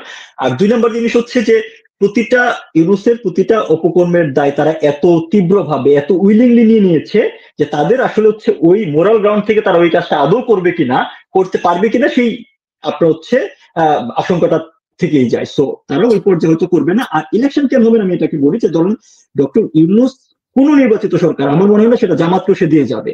সে আলটিমেটলি একটা কেওয়াস তৈরি করে ভাববে, কারণ সে কাউকে বিশ্বাস করে না। যেহেতু সে কাউকে বিশ্বাস করে না, সো তার সেফটি এক্সিট একমাত্র তখনই হবে যখন দেশে একটা কেওয়াস থাকবে, এবং এই কেওয়াসকালীন সময়ে যখন সে হচ্ছে আপনার হচ্ছে জাস্ট তার কাছের কিছু মানুষকে নিয়ে সে সেফটি এক্সিট নিতে পারবে। সো ইলেকশন হবে, এটা এখন পর্যন্ত এরকম কোনো সিমটম তো আসলেই নাই। জি, বুঝতে পেরেছি। এমনিতে একটি কথা খুব শোনা যাচ্ছে যে আওয়ামী লীগকে বাদ দিয়ে অথবা শেখ হাসিনাকে বাদ দিয়ে একটা নির্বাচনের কিংবা আওয়ামী লীগ পুনর্গঠনের চেষ্টার কথা শোনা যাচ্ছে। এই বিষয়ে আপনার মূল্যায়নটি কি রকম? দেখেন, মানে শেখ হাসিনাকে বাদ দিয়ে আওয়ামী লীগ করা বা হচ্ছে আওয়ামী লীগ পুনর্গঠন করা, এই জিনিসটা হচ্ছে খুবই হাস্যকর। আওয়ামী লীগের ব্যাপারে এই ধরনের হচ্ছে চেষ্টা তো আজকের থেকে না, অনেকবারই হয়েছে। গত 111-এর সময় -2 শুনতে পেয়েছি, আওয়ামী লীগের সংস্কারপন্থী একটা গ্রুপ দেখতে পেয়েছি। তো এই চেষ্টা আওয়ামী লীগের মতো একটা বড় দলের এগেনস্টে, এই দলটা তো আসলে হচ্ছে কোনো ক্যান্টনমেন্ট থেকে গড়ে ওঠা দল না, বা এনসিপির মতো হচ্ছে আপনার সরকারি পৃষ্ঠপোষকতায় মানে ওই মানে আর্মির হচ্ছে এই এপিসি প্রটোকল নিয়ে গড়ে ওঠা কোনো দল না। সো আওয়ামী লীগ কিভাবে চলবে সেটার নির্ধারণ, সেটার আপনার হচ্ছে সিদ্ধান্ত আওয়ামী লীগই নেবে, এবং আওয়ামী লীগের নেতা কর্মীরা এখন পর্যন্ত আপনি খুবই দৃশ্যমান, এই দেশে প্রায় 5 লক্ষ লোক অ্যারেস্ট হয়েছে, যার মাঝে সরাসরি হচ্ছে আওয়ামী লীগের অ্যাটলিস্ট 3 লক্ষ লোক পদধারী লোকজন আছে, যারা গত 12 মাসে হচ্ছে 14 মাসে অ্যারেস্ট হয়েছে। আওয়ামী লীগের শীর্ষ পর্যায়ের শতাধিক নেতা হচ্ছে জেলে বন্দী, আপনার হচ্ছে এমপি মন্ত্রী সহ। তারপরে হচ্ছে আওয়ামী লীগ আপনি দেখেন এই যে ইউনূস সহ পুরো গোষ্ঠী, তাদের একমাত্র রাজনৈতিক অনুষঙ্গ কিন্তু হচ্ছে আওয়ামী লীগ। আপনি গতকালকে হচ্ছে ডাস্টবিন শফিক একটা বয়ান দিয়েছে যে আওয়ামী লীগের কোনো বেল নাই, ঠিক আছে। ডাস্টবিন শফিকের উদ্দেশ্যে তার উদ্দেশ্যে বলার কিছু নাই, মানে সে আসলে কোনো ধরনের অ্যাটেনশনই দাবি করে না। তার উদ্দেশ্যে বলতে চাই যে ধরেন এই 14 মাসে আপনি তারা যতবার আওয়ামী লীগ নামটা যোগ করেছে ততবার তারা নিজেদের বাপের নামও কখনো নেয় নাই। আওয়ামী লীগ রাজনীতিতে এটা এটা এমন করে প্রুভেন, এটা কেউ ডকুমেন্ট চেক করলে পাবে। তো আওয়ামী লীগ রাজনীতি ভেরি মাচ রিলেভেন্ট, এবং আওয়ামী লীগ রাজনীতি কিভাবে করবে সেটা হচ্ছে আওয়ামী লীগের নেতা কর্মীরাই ঠিক করবে, এবং খুবই দৃশ্যমান যে হচ্ছে আওয়ামী লীগের নেতা কর্মীরা থেকে শুরু করে প্রান্তিক পর্যায় থেকে শীর্ষ পর্যায় পর্যন্ত মাননীয় প্রধানমন্ত্রী শেখ হাসিনার নেতৃত্বে তারা ঐক্যবদ্ধ। এখন আপনারা এই আওয়ামী লীগের যদি ভোটের পার্সেন্টেজ দেখেন, যে আওয়ামী লীগের ন্যূনতম যতগুলো ভোট হয়েছে, আপনার কোয়েশ্চেনেবল আনকোয়েশ্চেনেবল সার্বিক দিক বিচার করেও যদি আপনি চিন্তা করেন, এই দেশের 35 to 40% কোর ভোটার আছে আওয়ামী লীগের, যেটা সবসময় আওয়ামী লীগ পেয়ে এসেছে। তো এই দেশের 7 কোটি মানুষকে হচ্ছে আপনি বাদ দিয়ে ইলেকশন তো করতেই পারেন, যেমন ডাক্তার ইলেকশন করছে, বহাল তবিয়ত হচ্ছে 2টা বিপিজিএস তৈরি করে নিয়ে তারা ঘুরে বেড়াচ্ছে, এটা সম্ভব। কিন্তু আপনি একটা দেশকে, ইউনূস তো এরকম ভাবে হচ্ছে ক্ষমতা এসে বসে গেছিল, তাতে বললে কি তারা হচ্ছে খুব ভালোভাবে দেশ চালাতে পারতো, দেশে কোনো ভালো কিছু হচ্ছে? তো এরকম দামির ইলেকশন বা কোনো কিছু চাইলে আপনি করতে পারেন, কিন্তু সেটা আপনার হচ্ছে কতটা স্থায়িত্ব হবে, মানুষজনের কাছে কতটা গ্রহণযোগ্য হবে, এবং জনগণ আসলে কোন পর্যায়ে খেপে উঠবে সেটা আপনিও জানেন না। কারণ আবারও বলছি যে আপনি your talking about 40% people of 18 crore, 7 থেকে 8 কোটি মানুষে আপনি যে নামেই ডাকেন না কেন, যেভাবেই আপনি করে রাখেন না কেন, আপনি দীর্ঘ সময় এদেরকে হচ্ছে কোনো কিছুর ভয়েই ভীত করে রাখতে পারবেন না। এবং অলরেডি কিন্তু আপনি দেখেন এত মামলা হামলা জেল জুলুমের পরে হচ্ছে প্রতিনিয়ত হচ্ছে মিছিল হচ্ছে, মানুষজন বয়ান দিচ্ছে, মানুষজন কথা বলছে, মানুষের এই ভয় ভেঙে যাচ্ছে, সাধারণ মানুষজন কথা বলছে। সো আলটিমেটলি হচ্ছে যে ইলেকশন ডক্টর ইউনূস দেওয়ার কোনো ইচ্ছা নাই, ইলেকশন ডক্টর ইউনূস সর্বতভাবে চেষ্টা করবে না হওয়ার জন্য। বিএনপি একটা পর্যায়ে হয়তো ফিল করবে, কিন্তু বিএনপির ওই সক্ষমতা থাকবে না কোন একটা আন্দোলন করে, বা বিএনপির জায়গায় মানুষজন আন্দোলনে আসবে না, কারণ গত 14 মাসে বিএনপি রাজনীতি ইউনূস আসলে ধ্বংস করে দিয়েছে। সো বিএনপির জায়গায় আসবে না। আমি আপনাকে এটা বলতে পারি, যে কোনো ডামি ইলেকশন হইতে পারে, যে কোনো আপনার হচ্ছে আপনার মেড আপ কোনো কিছু তারা অর্কেস্ট্রেট করতেই পারে, কিন্তু এই দেশে ইলেকশন ভবিষ্যতে অবশ্যই হবে। সেটা আওয়ামী লীগের নেতৃত্বে আওয়ামী লীগ জনগণকে সাথে নিয়ে সেটা আদায় করবে, এবং সেটা আগে অনেকবার আদায় করেছে। সো এই যারাই বলুক না কেন আওয়ামী লীগের বেল নেয় বা আওয়ামী লীগ কি করবে রিফর্ম, আওয়ামী লীগের চিন্তা করার দরকার নেই তাদের, কিন্তু তারাই যে জিনিসটা বলেন যে নিজের বাপের নামের থেকে বেশি তারা আওয়ামী লীগের নাম নিচ্ছে, এটাই প্রমাণ করে যে আওয়ামী লীগ আসলে কতটুকু রিলেভেন্ট এখন পর্যন্ত। জি জি, নিঃসন্দেহে। আমি কয়েকটা মন্তব্য বা প্রশ্ন শোনাতে চাই আপনাকে, নিশ্চয়ই আপনি উত্তর দিবেন। সেটি হচ্ছে গিয়ে আনিসুর রহমান একটি প্রশ্ন করেছেন, সেন্ট মার্টিন 99 বছরের জন্য লিজ দেয়া হচ্ছে, কথাটা ওইটি কতখানি সত্য? এটা আবার সরাসরি হচ্ছে আনসার দেওয়া কঠিন, কারণ আমি যদি আনসার দিই সেটা রেফারেন্স হবে, কিন্তু সেখানে মার্কিন যুক্তরাষ্ট্র থেকে প্রকাশিত একটা গণমাধ্যম থেকে কিন্তু এটা ক্লিয়ারলি বলা হয়েছে যে মার্কিন যুক্তরাষ্ট্রে তারা লিজ নিতে চাচ্ছে সাবমেরিন ঘাঁটি করার জন্য, অবকাশ কেন্দ্র করার জন্য, এবং এখন পর্যন্ত বাংলাদেশের তরফ থেকে এটার কোনো ধরনের হচ্ছে প্রতিবাদ আসে নাই। তার মানে এই জিনিসটাকে সত্য, কারণ এই আশঙ্কা দীর্ঘদিন ধরেই ছিল। জি, এমনিতে জেনজিকে নিয়ে কিছু প্রশ্ন আছে, কিন্তু আমি যেটি বলতে এনসিপি কে নিয়ে, এবার আমেরিকায় যখন এনসিপি নেতা আসলেন তারা নাকি গানম্যান হায়ার করেছিলেন। এই বিষয়ে তারা মানে আসলেই তারা গানম্যান হায়ার করেছিলেন কিনা জানি না, কিন্তু তাদের গতিবিধি তো অনেক সীমিত এবার ছিলই। আমি দেখেছি তারা হোটেলের বাইরে খুব একটা কোথাও যায়নি, আর 2-1টা ফটো তুলেছে টাইমস স্কোয়ার কিংবা মেট্রোতে, সেগুলিও গভীর রাতে, ফলে বোঝা যায় তারা খুবই মানে এটাই তো ব্যাপার। জেনজিদের নিয়ে কি করছে আমি বলি না, আমি ওভারঅল জেনজিদের নিয়ে বলি, ঠিক আছে। সেটা হচ্ছে ধরেন আমাদের আসলে হচ্ছে বর্তমান এই মানে ইন জেনারেল যদি এই জেনারেশনটা নিয়ে বলতে চাই, এটা আমি অ্যাজ এ হোল জেনারেশনদের কোনো দোষ দিই না। তার কারণটা হচ্ছে দেখেন যে কালচারাল চেঞ্জ দুইটা উপরে, তো অ্যাবস্ট্রাক্ট চেঞ্জ বিল্ডিং বানানো বড় কিছু হওয়া, আর এটা হচ্ছে ইউজড হওয়া অ্যাবস্ট্রাক্ট চেঞ্জটা, এটা হচ্ছে মেটেরিয়ালিস্টিক। মেটেরিয়ালিস্টিক হচ্ছে ধরেন কোনো কিছু বানাইলাম, একটা নতুন আমি হচ্ছে একটা নতুন মোবাইল কিনে নিয়ে আসলাম, সেটা হচ্ছে ধরেন হচ্ছে একটা মেটেরিয়ালিস্টিক একটা কালচারাল চেঞ্জ। আর এটাকে আমি কিভাবে ব্যবহার করছি সেটা হচ্ছে আপনার এক্সট্রাক্ট চেঞ্জ। তো এই এক্সট্রাক্ট যে কোনো চেঞ্জকে আপনার মানে ইউজ টু হওয়ার জন্য সময় লাগে, কিন্তু আমরা বিগত 2 দশক যদি চিন্তা করি আমরা কিন্তু এই টেকনোলজির প্রভাব খুব দ্রুত পেয়েছি। মানে একটা সাথে সাথে প্রতি বছর আপনার আইফোনের আপডেট আসছে, প্রতি বছর নিত্য নতুন টেকনোলজি আসছে, চ্যাট জিপিটির কারণে অনেক কিছু হাতের মুঠো। সেই কারণে এই নতুন জেনারেশন বিভ্রান্ত হওয়া অস্বাভাবিক না। সেম জিনিস কিন্তু আপনার নেপালে হয়েছে। নেপালে আপনার দেখেন যে এরকম একটা আন্দোলন হয়েছে, সেই আন্দোলনেও কিন্তু দেখেন কি অদ্ভুত, সেই আন্দোলনেও কিন্তু স্নাইপারের ব্যবহার হয়েছে, এবং সেখানকার যে জেএনজি বা নতুন প্রজন্ম তারা কিন্তু 2 দিনের মাঝে স্বীকার করেছে যে আমাদের আন্দোলন বেদখল হয়ে গিয়েছে, আমাদের আন্দোলনে এক্সটার্নাল ইন্ডিকেটর হয়েছে। তো ভুল করে সমস্যা না, কিন্তু ভুলটা স্বীকার করে সেটা রেকটিফাই করার চেষ্টা করে। যে কারণে কিন্তু আপনি দেখেন যে আপনার নেপালে যে একটা অন্তর্বর্তী সরকার গঠিত হয়েছে, তারা খুব ক্লিয়ারলি শুরুতেই উনি ইলেকশনের ডেট দিয়ে দিয়েছেন, শুরুতেই উনি বলেছেন যে এই শাসনতান্ত্রিক কোনো পরিবর্তন আনা ইন্টারিম গভর্নমেন্টের কাজ না, অর্থাৎ যে একটা ভুল হয়েছে পরবর্তী কাজ হচ্ছে সেটাকে রেকটিফাই করা। কিন্তু বাংলাদেশে সমস্যাটা যে জিনিসটা হয়ে গিয়েছে যে আমাদের মানে ইগোজনিত কারণে অনেকে স্বীকার করতে পারছে না যে জিনিসটা ভুল হচ্ছে।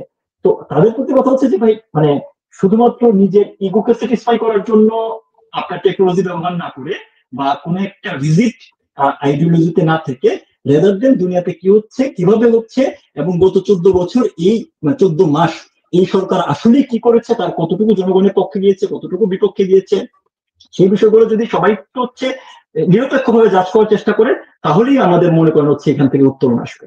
জি পলাশ, আমি শেষ করব, কিন্তু আরেকটি প্রশ্ন না করলেই নয়। সেটা হচ্ছে আপনি দ্রিকের শহীদুল আলম প্রসঙ্গে। তিনি গাজা ফ্লোটিলা করছেন, আপনি জানেন, এটি নিশ্চয়ই অনেক আলোচনা হচ্ছে। অনেকেই এরকমটি মনে করছেন, এটি পারসেপশন নাকি এর পেছনে কোনো ব্যাকগ্রাউন্ড আছে নিশ্চয়ই আপনি বলতে পারবেন, যে অনেকেই বলছেন যে ডক্টর ইউনূস যখন ব্যর্থ হবে তখন শহীদুল আলমকে সামনে আনা হবে, সেজন্যই তাকে ফোকাস করা হচ্ছে, সেই উদ্দেশ্যে। না, এটা কিন্তু ধরেন মানে মানুষজন বলে না ঘর পোড়া গরু সিঁদুরে মেঘ দেখলে ভয় পায়, এক নোবেল জয়ী বাংলাদেশে কি সর্বনাশ করেছে এটা তো মানুষজন বুঝতে পেরেছে। এই কারণে আসলে মানুষজন আশঙ্কা করে, এবং এই আশঙ্কা আপনার খুব বেশি ভ্রান্ত না। এখন দেখেন শফিকুল আলমের যে ব্যাপার, শহীদুল আলম কিন্তু এবার সফরসঙ্গী ছিল আপনার শহীদুল আলম, শফিকুল আলম না, শহীদুল আলম। শহীদুল আলমের বলছি, শহীদুল আলম কিন্তু ডক্টর ইউনূসের সফরসঙ্গী ছিল আপনার জাতিসংঘে, রাইট? তো আপনি দেখেন, আপনি যদি যে কোনো ইন্টারন্যাশনাল বিষয়কে যদি আপনি অ্যাটেনশন আনতে চান, ফোকাস আনতে চান, জাতিসংঘের আপনার অধিবেশনের থেকে বড় স্টেজ তো আর কিছু হইতে পারে না। বিশ্বের সকল দেশের রাষ্ট্রপ্রধান, সরকার প্রধানরা এখানে আসছে। তো যে কোনো ধরনের প্রটেস্ট বলেন, প্রতিবাদ বলেন, সেটাকে তো ওইখানে স্টেজ করাই গুরুত্বপূর্ণ। এই শহীদুল আলমকে আমরা দেখলাম যে নিউ ইয়র্কের আপনার অ্যাপল স্টোরে গিয়ে উনি চেক ইন দিতে পারছেন, কিন্তু আমরা কিন্তু উনি যে কতদিন নিউ ইয়র্কে ছিলেন এই আপনার ফিলিস্তিন ইস্যু নিয়ে কোনো কথা বলতে দেখি নাই।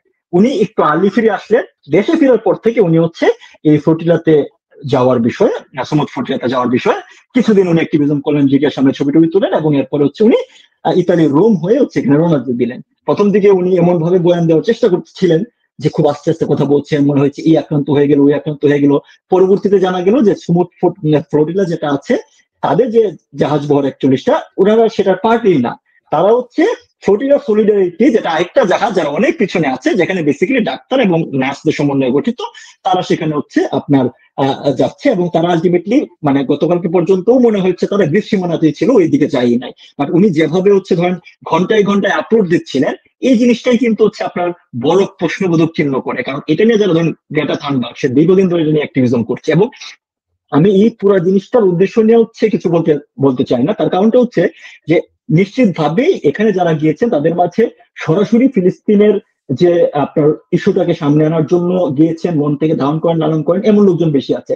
কিন্তু একই সাথে আপনার এটা জিনিসটা বুঝতে হবে যে যখন জাতিসংঘ অধিবেশন চলছে, যখন এই অধিবেশনই হইতে পারতো আপনার আপনি ইসরায়েলি আগ্রাসন বলেন বা ফিলিস্তিনের স্বাধীনতা বলেন, সেটা সবচেয়ে বড় প্ল্যাটফর্ম, সেখানে সকল আলোচনা এই অধিবেশন বাদ দিয়ে এই সমুদ্র ফ্লোটিলায় গিয়ে ঠেকলো, তাহলে এটা তো নিশ্চয়ই আপনার একটা প্রশ্নবোধক চিহ্ন। আপনার এখন দেখেন তারা আমরা লাইভ ট্র্যাকার দেখাচ্ছে, কোন জায়গায় আছে, কি করছে না করছে, এটা দিয়ে আলটিমেটলি কি ফিলিস্তিনে কোনো লাভ হয়েছে? লাভ হয় না। কিন্তু যখন সকল দেশের রাষ্ট্রপ্রধান ইউএনএ আছে, সেখানে যদি তারা এই প্রটেস্টটা করতো, সেখানে তো তার বেটার আউটকাম আসার সুযোগ ছিল। তো শহীদুল আলম যখন একজন সরকারি প্রতিনিধি হিসাবে অধিবেশনে যাওয়ার সুযোগ পাওয়ার পরে কোনো বক্তব্য দেয় নাই, সেখান থেকে কোনো একটা মেসেজ নিয়ে এসে দেশে ফিরে আসলেন, হঠাৎ করে 3 দিন একটি বিলম্ব করে উনি হচ্ছে সাউথ ফ্লোরিডায় চলে গেলেন। তো এই যে আশঙ্কাটা মানুষের, এই আশঙ্কাটা তো ভুল না। তো এই যে এই ঘটনার প্রতিটা জিনিস হচ্ছে পরতে পরতে ভণ্ডামি।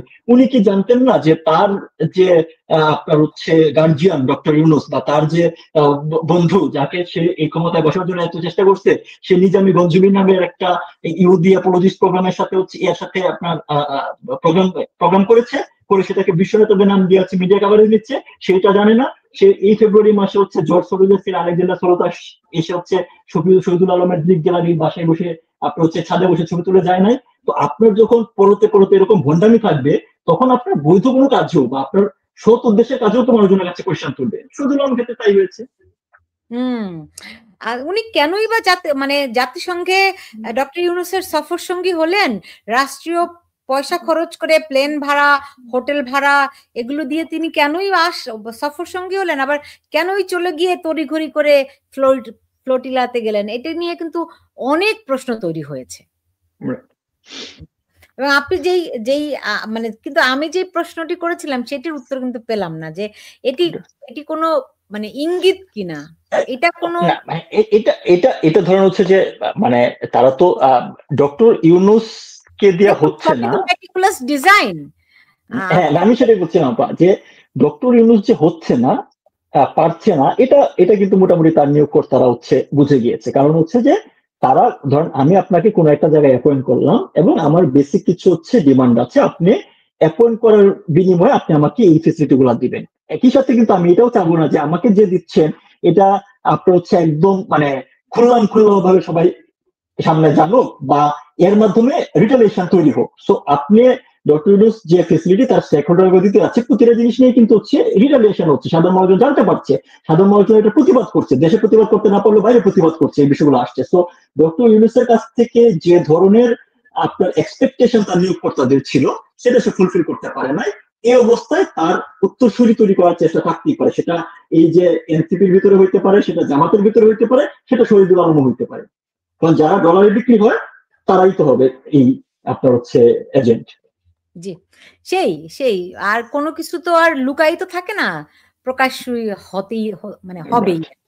যাই হোক, এখানে আনিসুর রহমান একটি প্রশ্ন করেছেন, যেটি সেনাপ্রধানকে নিয়ে খুব আলাপ আলোচনা হচ্ছে, যে সেনাপ্রধান ভারত যাচ্ছেন না, কারণ কি হতে পারে? এর আগে আমরা শুনেছিলাম তিনি অন্য একটি বৈঠকে গেছেন, কিন্তু আসলে গিয়েছিলেন ভারতে। হচ্ছে এটা কি? সেনাপ্রধান করছেনটা কি? না, সেনাপ্রধানের প্রসঙ্গটা যেহেতু আসলো, আমি অন্য কোনো বিষয় বলতে চাই না, যাবে কি যাবে না এটা হচ্ছে তাদের ব্যাপার, এটা তাদের সিদ্ধান্ত, এটা নিয়ে কথা বলার কিছু না। কিন্তু আমি যে জিনিসটা বলতে চাই সেটা হচ্ছে যে গত 14 মাস বাংলাদেশ সেনাবাহিনী ম্যাজিস্ট্রেসি ক্ষমতায় নিয়ে আপনার হচ্ছে বাংলাদেশে মাঠে আছে। আমার মনে হয় সেনাপ্রধানের একবার চোখ বন্ধ করে এই চিন্তাটা করা উচিত যে ম্যাজিস্ট্রেসি পাওয়ার নিয়ে 14 মাসে যে বয়ান উনি 5 আগস্ট দিয়েছিলেন যে দেশের মানুষের নিরাপত্তা নিশ্চিত করবেন, সেই কাজ উনি কতটা করতে পেরেছেন। ইন্ডিয়ার ভারত সফরের থেকে এই কোয়েশ্চেন গুলো অনেক বেশি জরুরি। সেনাপ্রধানের একবার চিন্তা করা উচিত, যখন আরাকান আর্মি দিনের পর দিন আমাদের হচ্ছে জেলেদের ধরে নিয়ে যাচ্ছে, সেখানে আপনি কিছু করতে পারেন না, কিন্তু যখন হচ্ছে পার্বত্য অঞ্চলে আদিবাসীরা একটা দাবি নিয়ে প্রতিবাদ করে, সেই প্রতিবাদে হচ্ছে আপনি গুলি চালিয়ে 3 জনকে হত্যা করেন। আপনি একটা হচ্ছে কিংস পার্টির লোকদেরকে হচ্ছে আপনার এপিসিতে আপনার হচ্ছে কি বলে প্রেজার ট্রিপের মতো ট্রিপ দেন, কিন্তু সাধারণ গোপালগঞ্জে সাধারণ লোকদের বুকে গুলি চালিয়ে হচ্ছে আপনি হাত রক্তাক্ত করেন। সো সেনাবাহিনী বা সেনাপ্রধানের এই বিষয়গুলো আরো অনেক জরুরি। সে বাইরে যাবে কি যাবে না এই বিষয়গুলোর থেকে। বাস্তবতা হচ্ছে যে আমাদের এই গত 14 মাসে যে কাজগুলো হয়েছে তার সুপিরিয়র রেসপন্সিবিলিটি এখন তো আওয়ামী লীগের না। আওয়ামী লীগ এখন শাসন ক্ষমতায় নাই।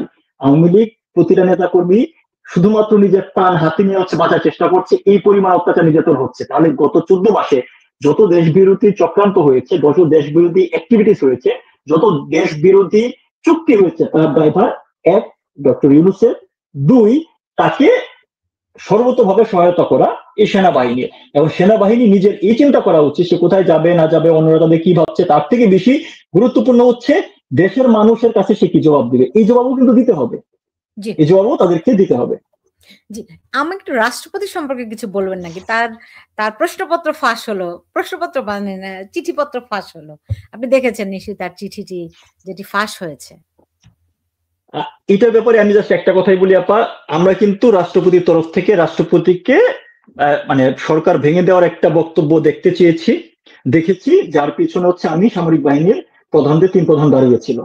এর বাইরে আপনার হচ্ছে উনি কিন্তু একটা সাক্ষাৎকার দেওয়ার সুযোগ পেয়েছিলেন, সেই সাক্ষাৎকারে উনি বলেছেন যে উনি মন্ত্রী পরিষদ সচিবকে ফোন দিয়েছেন বা অনেক চেষ্টা করেও মাননীয় প্রধানমন্ত্রীর বক্তব্য মানে পদত্যাগ করেছে, এই ধরনের কোনো কাজ খুঁজে পান নাই। সো এই একটা বক্তব্যের পরে কিন্তু গত 14 মাসে তার কোনো ধরনের বক্তব্য বয়ান বিবৃতি আমরা হচ্ছে দেখতে পাই নাই। ঠিক আছে, সো এই যে চিঠিগুলা বা যাই তার সামনে আসুক না কেন, এটা কতটুকু উনি করছেন বা কতটুকু তাকে মেড আপ করা হচ্ছে। কারণ যারা আপনার হচ্ছে সরাসরি সুপ্রিম কোর্টের রায়কে আপনার হচ্ছে ম্যানুফ্যাকচার করে হচ্ছে তারা হচ্ছে শাসন ক্ষমতা দখল করে ফেলতে পারে, যখন বিচারপতিরা হচ্ছে সামরিক আপনার হচ্ছে আপনার হেফাজতে ছিল, সে যারা সুপ্রিম কোর্টের রায়কে হচ্ছে আপনার এরকম ম্যানুফ্যাকচার করতে পারে, সেখানে প্রধান বিচারপতি রাষ্ট্রপতি যার পাবলিক অ্যাপিয়ারেন্স এমনিতেই কম, আমাদের শাসন ব্যবস্থার স্ট্রাকচারে ওনার নিজের থেকে আসলে স্বতঃপ্রণোদিত হয়ে কিছু করার সুযোগ নেই। সেখানে এই চিঠিটা আদৌ উনি লিখেছে কিনা বা যত বক্তব্য বয়ান বিবৃতি উনার স্বাক্ষরিত বলে হচ্ছে প্রকাশ হচ্ছে, সেটার ফাইলগুলো আদৌ ওনার কাছে যায় কিনা সেটা নিয়ে আমার ডাউট আছে। তো এই কারণে ওনার ব্যাপারে ব্যক্তি ওনার ব্যাপারে আমার কোনো বক্তব্য নাই, কারণ এই যে ওনার তরফ থেকে ওনার অফিসের তরফ থেকে যত জিনিসই এখন পর্যন্ত এসেছে কিনা এসেছে, আমি একটাকেও বিশ্বাস করি না। বুঝতে পেরেছি এবং তার সঙ্গত কারণও রয়েছে। যাই হোক, আমিনুল হক পলাশ, আপনাকে অনেক ধন্যবাদ জানাচ্ছি আমার সঙ্গে আজকে যুক্ত হওয়ার জন্য এবং অনেক প্রশ্নের উত্তর আপনি দিলেন, ব্যাখ্যা করলেন, বিশ্লেষণ দিলেন। অনেক ধন্যবাদ আমার সঙ্গে যুক্ত হওয়ার জন্য। আপনি ভালো থাকুন। আপু আপনাকেও ধন্যবাদ, আপনার দ্রুত সুস্থতা কামনা করি। কারণ আপনাদের মধ্যে যারা হচ্ছে পেশারদের জায়গা থেকে জার্নালিজম করছেন, যারা সত্য খুঁজে যাচ্ছেন, তাদেরকে আসলে দেশের এই ক্রিটিক্যাল সময় খুবই দরকার। আপনার মতো আরো অনেককে দরকার আমাদের। জি, আপনিও ভালো থাকুন। আপনিও মানে যথেষ্ট তথ্য সমৃদ্ধ হচ্ছেন। তথ্য দিয়ে আমাদেরকে সাহায্য করেন। আমাদেরও এরকম মানুষ দরকার। আপনি ভালো থাকুন আমিনুল হক পলাশ। আপনার জন্য অনেক ধন্যবাদ আপু।